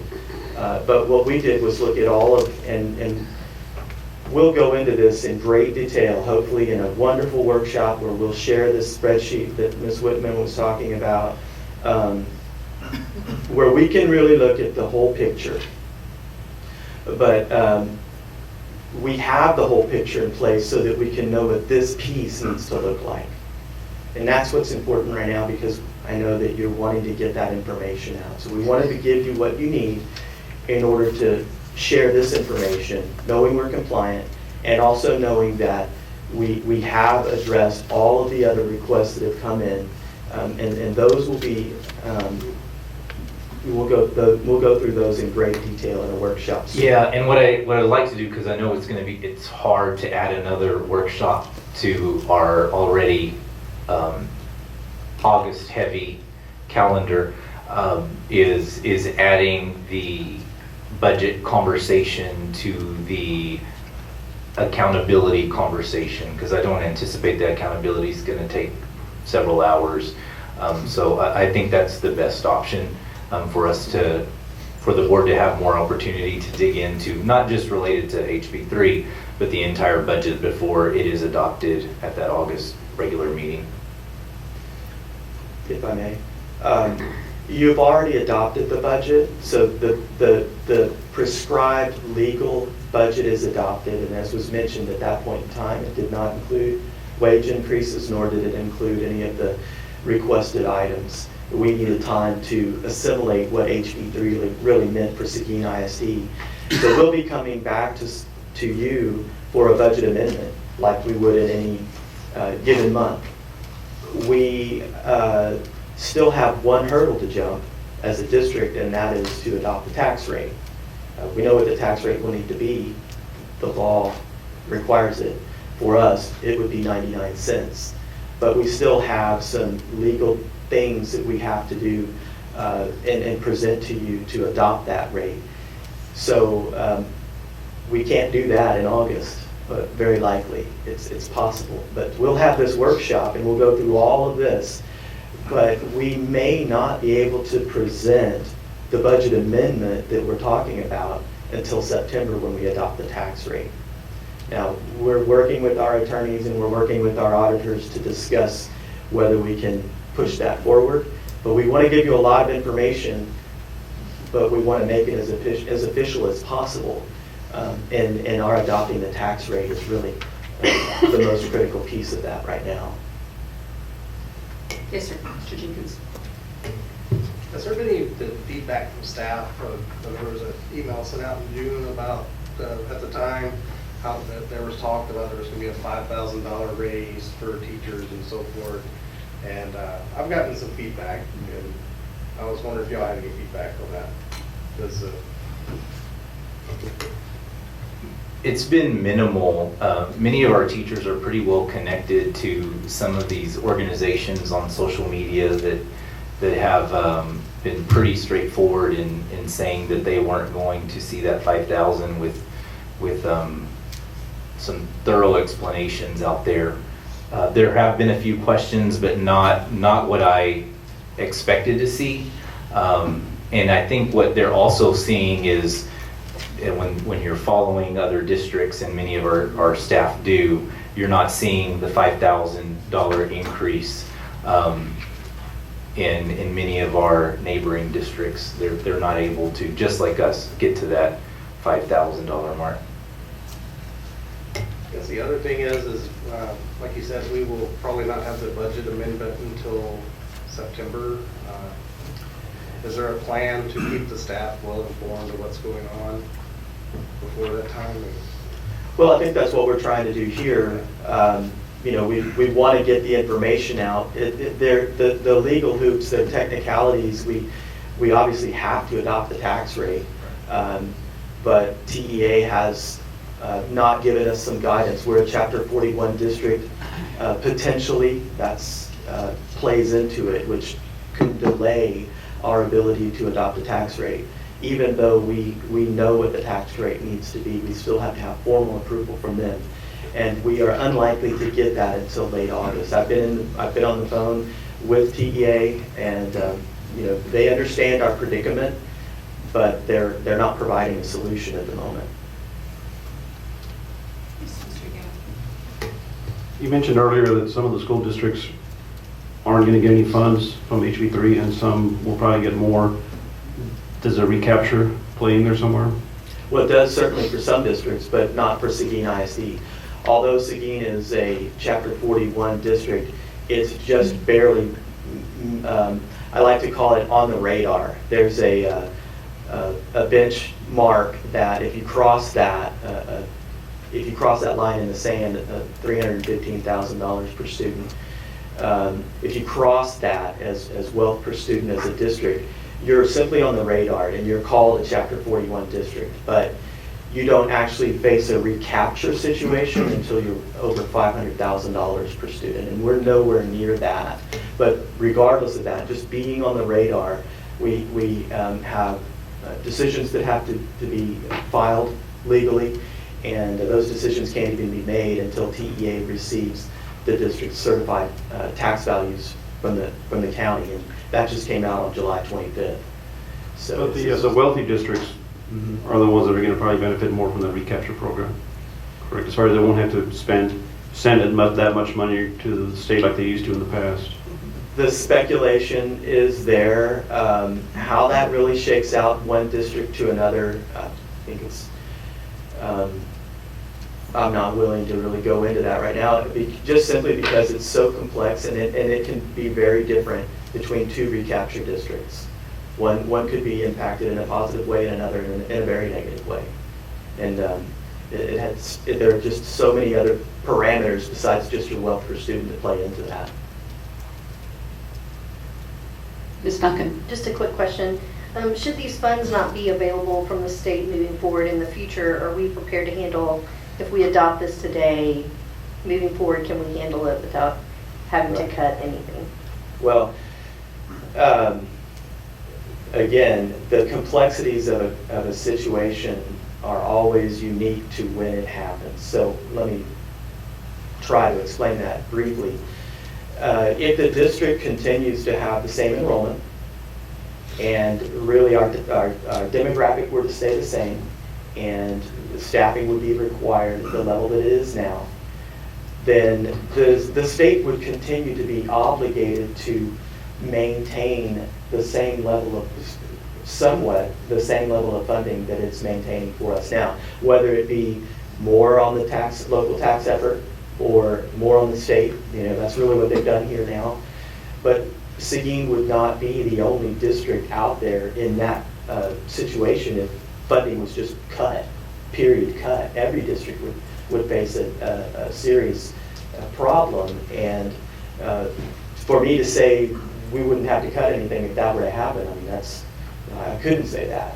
But what I can say is that it's unlikely that the state would do that, because they realize that you can't run a school district, push funds out and make requirements like this, you know, these minimum thresholds, and then pull all that money back after 2 years of being in session. That's just not, state funding hasn't been adjusted for many, many years. It's been kicked around, but it has not actually been adjusted significantly until now. because of the complexities and the number of people that are impacted by it. So I would not expect a complete scrubbing of this methodology in 2 years. I wouldn't expect that, and I don't think any district is operating under that concern right now. I hope that's some confidence. Thank you. Best we can do. Be a PR nightmare for the state, that's for sure. Yes, it would. Indeed. Any further questions? Mr. Guetta? Thank you for all the work that you're doing. I know it wasn't easy. And I like Excel a lot, so I know what they're talking about. Well, I want to echo Ms. Whitman's words. You know, this wasn't a one-man show by any means. This was a collaborative effort, and Dr. Gutierrez really has afforded us the opportunity to communicate and work through some difficult decisions, and we'll share that with you, and I think you'll appreciate the amount of work that's gone into it. But everyone on the SLT and even the administrators district-wide, we appreciate all of their help. I move to approve the 2019-2020 salary increase as recommended for all active district employees that will be included in the 2019-2020 budget proposal. Right, I have a motion from Ms. Duncan and a second from Ms. Moreno. Any further questions? Not all in favor, raise your right hand. Opposed, same sign. 7-0. All And right. trustees, I just want to thank you for your support of this. Our teachers are going to be ever so grateful for this historic increase, and it is certainly our teachers and our staff are our greatest investment, and I appreciate your thoughtfulness, all of the questions that have come forward, and our teachers and all other staff are going to benefit greatly. And I can tell y'all that some surrounding districts of teachers are very jealous of that. I said, come to see.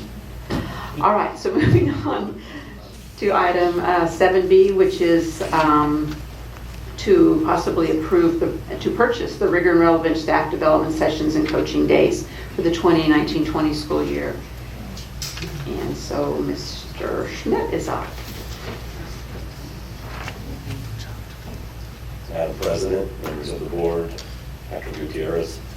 And at this point, I would like to request board approval for purchase of the Rigor and Relevance framework.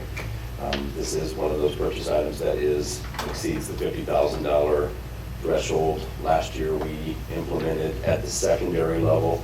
It was a 2-year implementation cycle for secondary.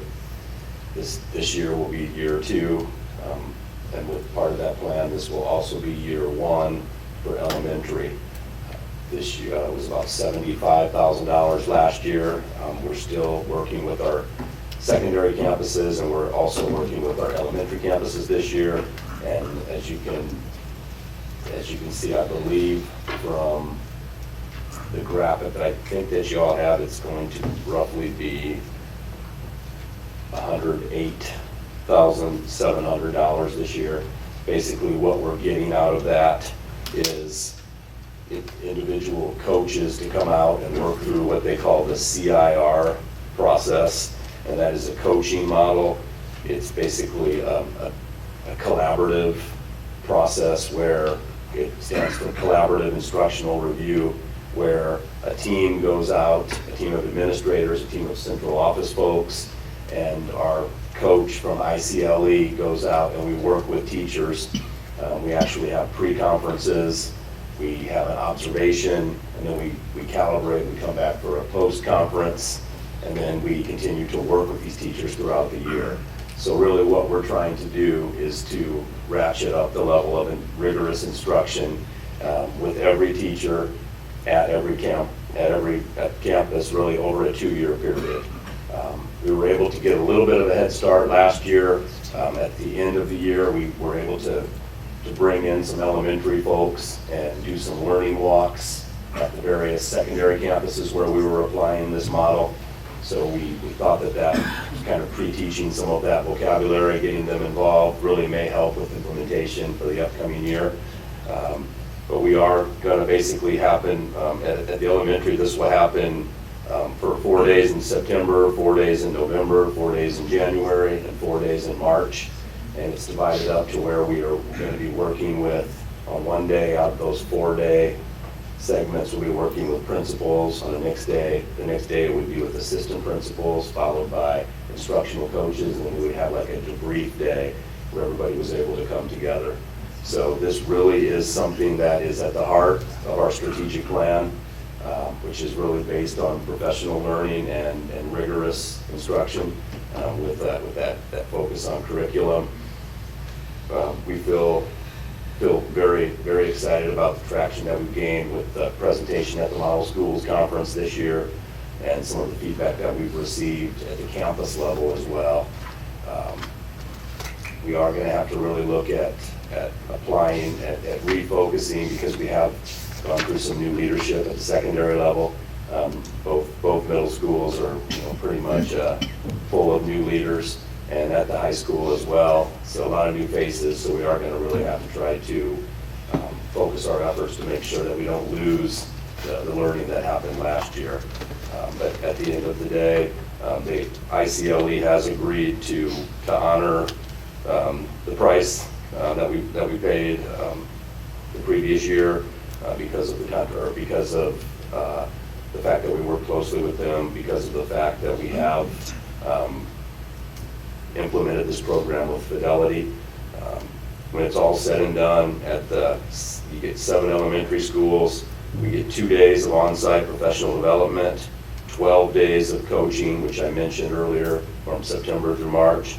At the secondary level, we get 2 days of on-site professional development, which will start at the new teacher academy. We get 3 rounds of on-site coaching per campus, which we're really going to get into the PLCs and work with our administrators so they can really coach up our teachers to make sure that that's happening, which is why the PLC process fits so well with what we're doing with Rigor and Relevance. We get 4 30-minute online PD sessions and a complimentary planning session, as well as some professional development for teachers across 3 elementary bands, which would happen in August, on August 13th. So it is a total of just under $110,000. We do feel that it's, aside from being aligned with our instructional plan, our strategic plan, it's something that is going to really make an impact here with the learning of our students in Seguin. Any questions? No questions? I know we've heard a lot about Rigor and Relevance Yes, over the ma'am. last couple of months. All right. Do I hear a motion to approve this purchase of Rigor and Relevance staff development sessions and coaching days? Ms. Crittenden? Second. Second. Mr. Guetta? Any further questions? Okay, all in favor, raise your right hand. Opposed, same sign. Motion passes 7-0, and you are off to the races. Appreciate it. Okay, thank you. Okay, item 7C is the possible approval of the Seguin High School Matador Stadium replacement.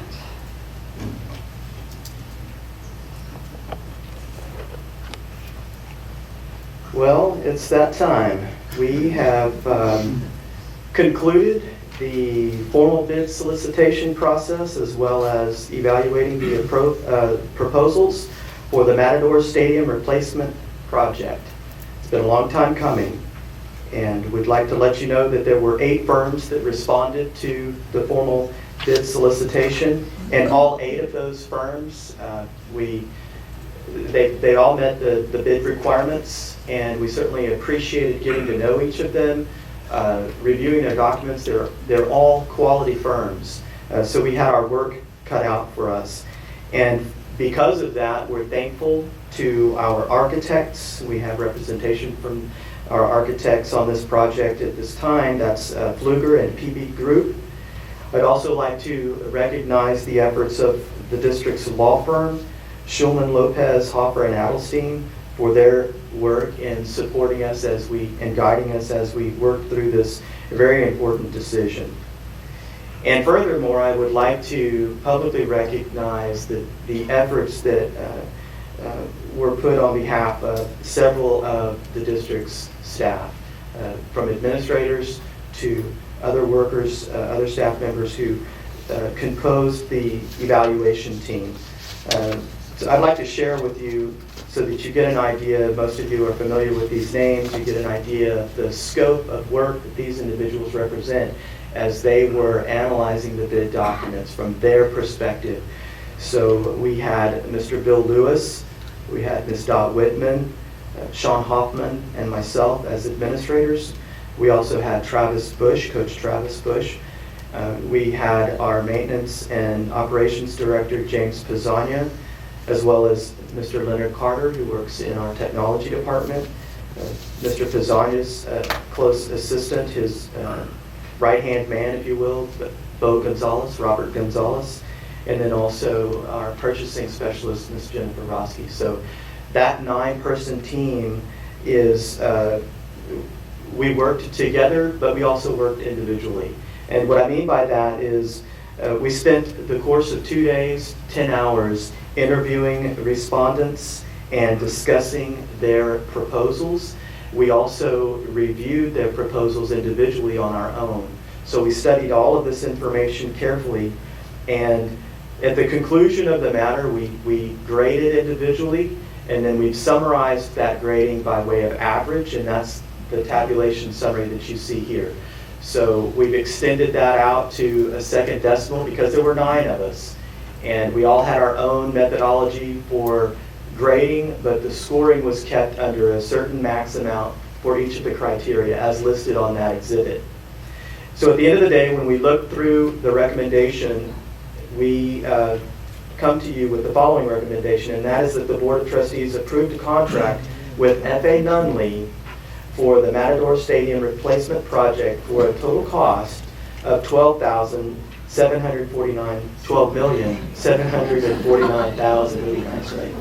$12,749,000, apologize. It happens. Any questions? No. I have an obvious one. Yes. We went out for 17 million. What's the difference there? Okay. Well, so and actually we have our architects here. Perhaps Ms. Robin Popa could answer with greater detail, but I will take a stab at it just because it's a good question and one that I would ask initially myself. But that was an estimate, and we have all of the plans in place, complete set of plans, so everybody has an opportunity to look at in great detail exactly what's going to be built, and then they can bid on that. So with that, Ms. Popa, would you? And just keep in mind, when we had the discussion, we saw the plans. We looked at a lot of different elements that we were hoping that wouldn't have to go away from the project. Will those now all stay? Yes, so we had done a series of design intentions with an effort of possibly saving costs, because we did not know what the construction economy was going to be at the time of bid. So we built in a series of alternates, and those are those kind of nice to haves, if you will. I will say that the construction amount that's being proposed here is inclusive of all the nice to haves. So you're not going to have to be without some of those added elements. To speak specifically on why the number came in so dramatically under the budget, it's a series of factors, and I think all of the stars or the planets or the gods, whatever, were aligned to really provide the most favorable bidding climate for this project at this time. So first off, we selected the competitive seal proposal delivery method. Out of the many different delivery methods that school districts can use, the 2 most popular ones are competitive seal proposal and construction manager at risk. Construction manager at risk, while it is a valid delivery method, it tends to add cost to the project, and really, in our opinion, should be reserved for projects that are inherently a lot more complicated and complex as far as construction phasing and that sort of nature. So we selected a delivery method that was already going to be the most financially responsible and advantageous to the district. Number 2, we're actually in a really competitive and desirable construction bidding economy right now. So people are wanting to get out there and secure work for the upcoming school year, so that worked in our favor. Those cost-saving measures that I talked about, we set forth to design a project being reasonable and prudent in our design decision-making. And by that, what I mean is you can design a stadium that has a concrete structure to hold the bleachers. That adds a lot of cost. So we had some major decisions that were made in conjunction with discussing with the district staff to go with more lesser cost systems. So in our case here, we're using structural steel. Still very solid, still completely safe and reasonable for this type of project, but it is a cost savings intention. And then the other thing that I would say is there were certain items that we had budgeted for that as the design progressed, it turns out that we didn't need. One of those things being stormwater detention. We had thought with the amount of work that we were going to be doing that we might have to widen or expand the detention pond. With some creative engineering, we'll say, and a lot of discussions with the city, it turns out that we didn't have to do that major initiative over there. So that's kind of the big things that I can think of what really kind of drove that cost down. So. Thank you. Any other questions? And for you, okay, Mr. Jenkins. I don't really have a question. I just like to thank Sean and everybody for everything they did on this, and thank you for answering all my questions that I had the other day, so appreciate it. And thanks to the Facilities Committee for getting this all started. So the 12,700. Well, I did it. I did it too. I'm looking at tiny numbers here. Is that that's not the exact total cost of the stadium, because we already had put money in for our architects as well. So. I'm glad you opened the way for me to discuss that. Okay.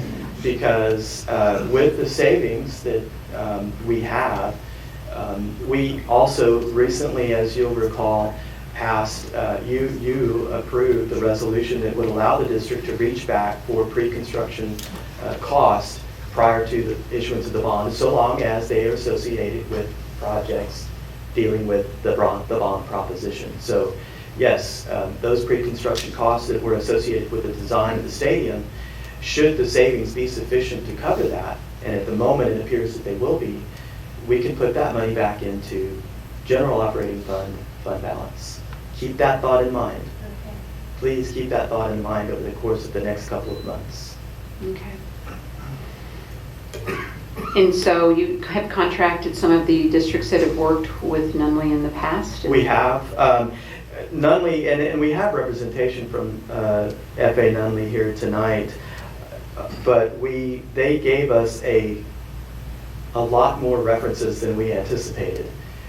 So we've been diligently trying to reach all of them, and maybe it's a good thing they gave us so many, because not everyone is extremely responsive to a reference, but we have gotten a fair number, and every single one of them, without exception, has been highly recommended, on budget, on time, except for cases that were completely outside of their, one case that was completely outside of their control. It was weather related, and there were issues just with timing on that one, but the owner was very happy with the product, completely understood the circumstance, and would highly recommend. So we're looking forward. They're well known in the industry.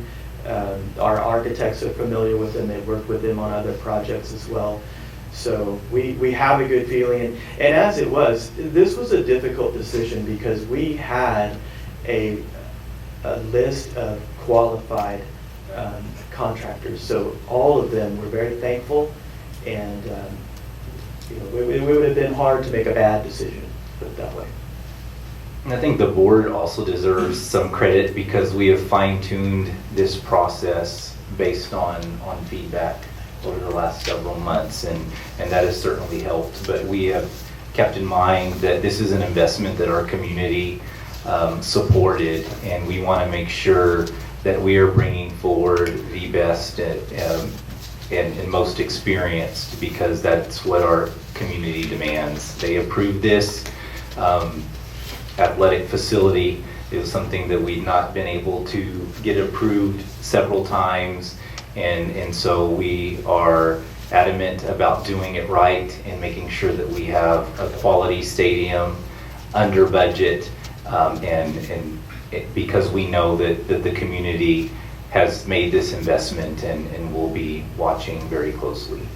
And just in case someone in the community is wondering at home this question, where is this company located? San Antonio. San Antonio? San Antonio? Yes, we've been in San Antonio for 97 years. Okay. There was a local company listed, and I know we like to do business here locally. I know personally I like to do business with folks who care about our community, are willing to give back to our community. Could you speak to maybe why the local company wasn't rated as high? Well, as I mentioned, this was a collaborative effort amongst 9 individuals. We considered that, absolutely, and there was actually some scoring that reflects that. Price, obviously, is the weightiest of factors and the most difficult to justify when the disparity is such that it was in this case. We acknowledge the efforts of our local contractor. They've done a lot to build this district, and we're very appreciative of all of their work. And I see no reason why we wouldn't work with them again. This project, that didn't happen in terms of our recommendation. And I think each individual that worked as hard as they did, they tried to do what they felt individually and as a group was best for the district for this project. And that would be what would be the way I would speak to that. Go ahead. So I'm sitting here thinking of many of the bond issues that I have been a part of and voted for in many past years. And I can't recall any one bond where we've been under the amount bidded, or, that we went out for a bond. So the woman in me says, what's happening to the extra money? Well, the man has got the answer. We're obligated under the bond issue to spend we're obligated under the proposition to spend the dollars in their entirety on the projects that were presented to the public. Okay, but if we don't spend a full $17 million on the stadium project, we still have several other projects, as you well know. And just because this one comes in under budget, we can't be absolutely certain that that's going to be the case in the other situations. We hope that it will, and we're optimistic that if we do if we have an architect that is diligent and thorough, that we'll have a good opportunity to do that. But you can't see and foresee everything. So you don't really have a savings in your pocket until a project is done and you've concluded. And at this point in time, it really demonstrates the value of the concealed proposal method because you have a full set of designs in place. And that's something that's unique to Seguin ISD. In the past, we haven't used this delivery method. So when you bring in the contractor and they start building before the design is complete, there are cost adjustments that are happening along the way. In this case, the contractor is obligated to what they've said they would do. They've got a set of plans. You approve it. We haven't sold the bonds yet, so they can't get started technically till I have some money to pay them with, unless they just want to. That's okay. We can talk about that. But August 14th is when we plan to close. August 15th, they can be out there doing whatever they need to do, and they have the full scope of the project in front of them. So time delays aren't necessarily going to play into adjustments to cost because they know exactly what the schedule is and they know exactly what the project is from the moment they set foot in Seguin ISD. And that's unique to the way we've done it in the past. Yes, Mr. Guerra. Oh, Denise, go ahead. I have one little question. So in the bidding, there's 2 points, up to 2 points available for, I guess that they've done projects for us in the past. Yes. Out of curiosity, which projects have they done with us in the past? Nutley. Since they get .11, Yeah, I have I was to have thinking done that something, earlier. right? Yeah, well, let me put it this way, and I'm not going to call out that this is all public information, and we can certainly share it, but it would be upon request. The individual grading scales, the grading scores, we have all that. But in just to kind of answer your question, I was looking at that. I thought, well, okay, how did somebody get .11? Yeah. Well, what happened is we have one individual who gave them a single point out of the 9, and so when you transfer that over as to an average, that's where it lands. Each of the individuals looked at these and signed off on it. Whether now it's possible that they gave them one in that slot and intended to have it in another, or maybe that's not what they did. But we did go back and we did review it individually, and each individual signed off on it. But we do have one that put a 1 there for FA only as having done a project in the past. But they haven't. Well, I don't technically know that. I can't say for sure myself. I can assure you I was not the one that put the 1 there. And I can ask the individual. But yeah, it is kind of funny. I don't think it over. Looking at me, Tony. Was it? No. I'm looking over your head. Since we're on public record, I was looking over Mr. Hoffman's head at the exhibit behind him. Well, as Mr. Jenkins just said, they've been in business for 97 years, so. It's very possible. Yes, it is possible. I believe it's through with the city of Seguin. Again, with 97 years, I'd have to go back and identify exactly what was put in the project. But we've done tons of work in San Antonio and surrounding areas, and I believe we have worked with the city of Seguin before. We're a big relationship firm. You will see us in Seguin consistently. I don't know if it was on purpose that there was a CTE presentation tonight. We're very active in CTE, so you can add our logo up on your industry partner board, because we're just... The Education Foundation's back And this was Mr. Blaine Beckman. Mr. Blaine Beckman is with FA.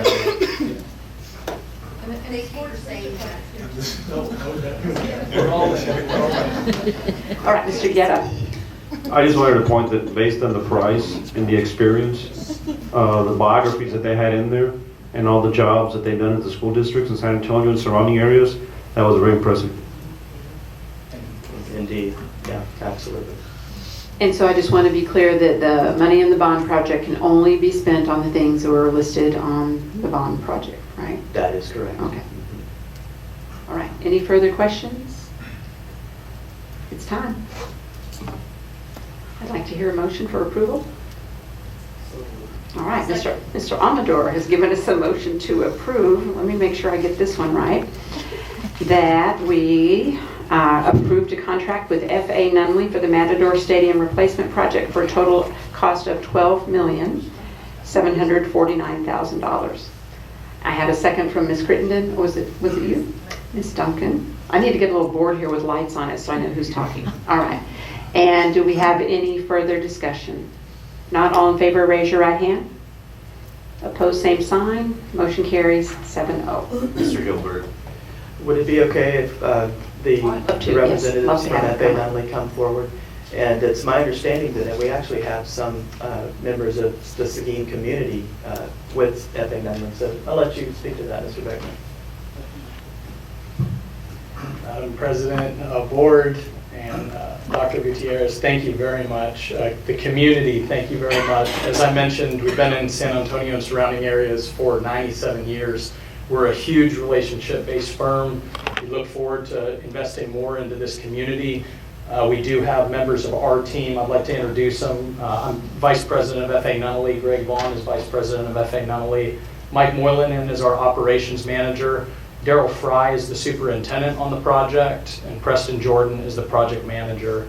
Preston's a resident in New Braunfels. Greg lives in the Seguin area as well. So we have members of this exact team that are invested in this community, and we're really excited. It's hard to come to board meetings and see the excitement of the teachers and still feel like being a contractor is important with all that they do for the students. And as I mentioned, the CTE program is huge to us because it's so critical that these students have the excitement to continue going on a path of trades, which is why we invest so much time in CTE programs. I've had the opportunity to teach classes, Greg's taught classes, and then we also are with different organizations that help guide CTE programs. So we love to get involved with Seguin and with your CTE program, as well as with the local community. So again, we thank you very much for this opportunity, and we're all ready to hit the ground. We've been excited since we turned our proposal in, and we thank you for the due diligence that you all did for your community. Thank you. It's been a long time coming. Let's get to work, come on. Great design team, too. Thank you. All right, moving on to item 7D, which is appointing an audit committee for the Board of Trustees. And I've talked with a number of trustees, and I would like to appoint the following trustees to this audit committee. It would be Denise Crittenden, Mr. Ben Amador, and Mr. Alejandro Guerra. All right. Can I hear a motion for approval? Okay, thank you, Ms. Moreno. Do I hear a second? Ms. Duncan? Any further discussion? Don't want to try to back out or anything at the last minute? Okay. Okay, all in favor, raise your right hand.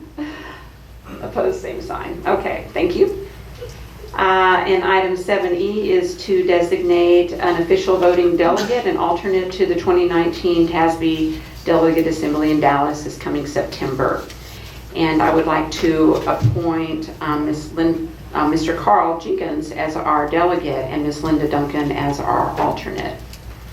Everybody's in agreement. All right. I have a motion for approval. Okay, Mr. Amador, do I hear a second? Mr. Guerra, any further questions? All right, all in favor, raise your right hand. Opposed, same sign. All right. Y'all better look at that agenda and figure out when that, especially you, Mr. Jenkins. Okay. Especially you, Mr. Jenkins. All right, and then last on our agenda is to consider nominating a candidate for the TASB Board of Directors. And so we are in Region 20, and I believe Mr. Westbrook is the only candidate that has submitted his name to become a delegate. So I would think that it'd be pretty easy for us to agree to nominate him as a candidate for the TASB Board of Directors. Do I hear a motion for approval? And I hope y'all remember Mr. Westbrook, he was here a couple of months ago. Right, okay. Okay, thank you, Ms. Crittenden. Do I hear a second? Ms. Moreno? Any further questions? All in favor, raise your right hand. Okay, opposed, same sign, 7-0. We'll let Mr. Westbrook know. Okay, all right. And that, I believe, is it, other than if the board has any other comments or requests. I do. Thank you. I was wondering if we could possibly get a tour of Seguin before school opens. You're on it? Okay. Thank you. Okay. Can I just say it's a really great day to be a Matador?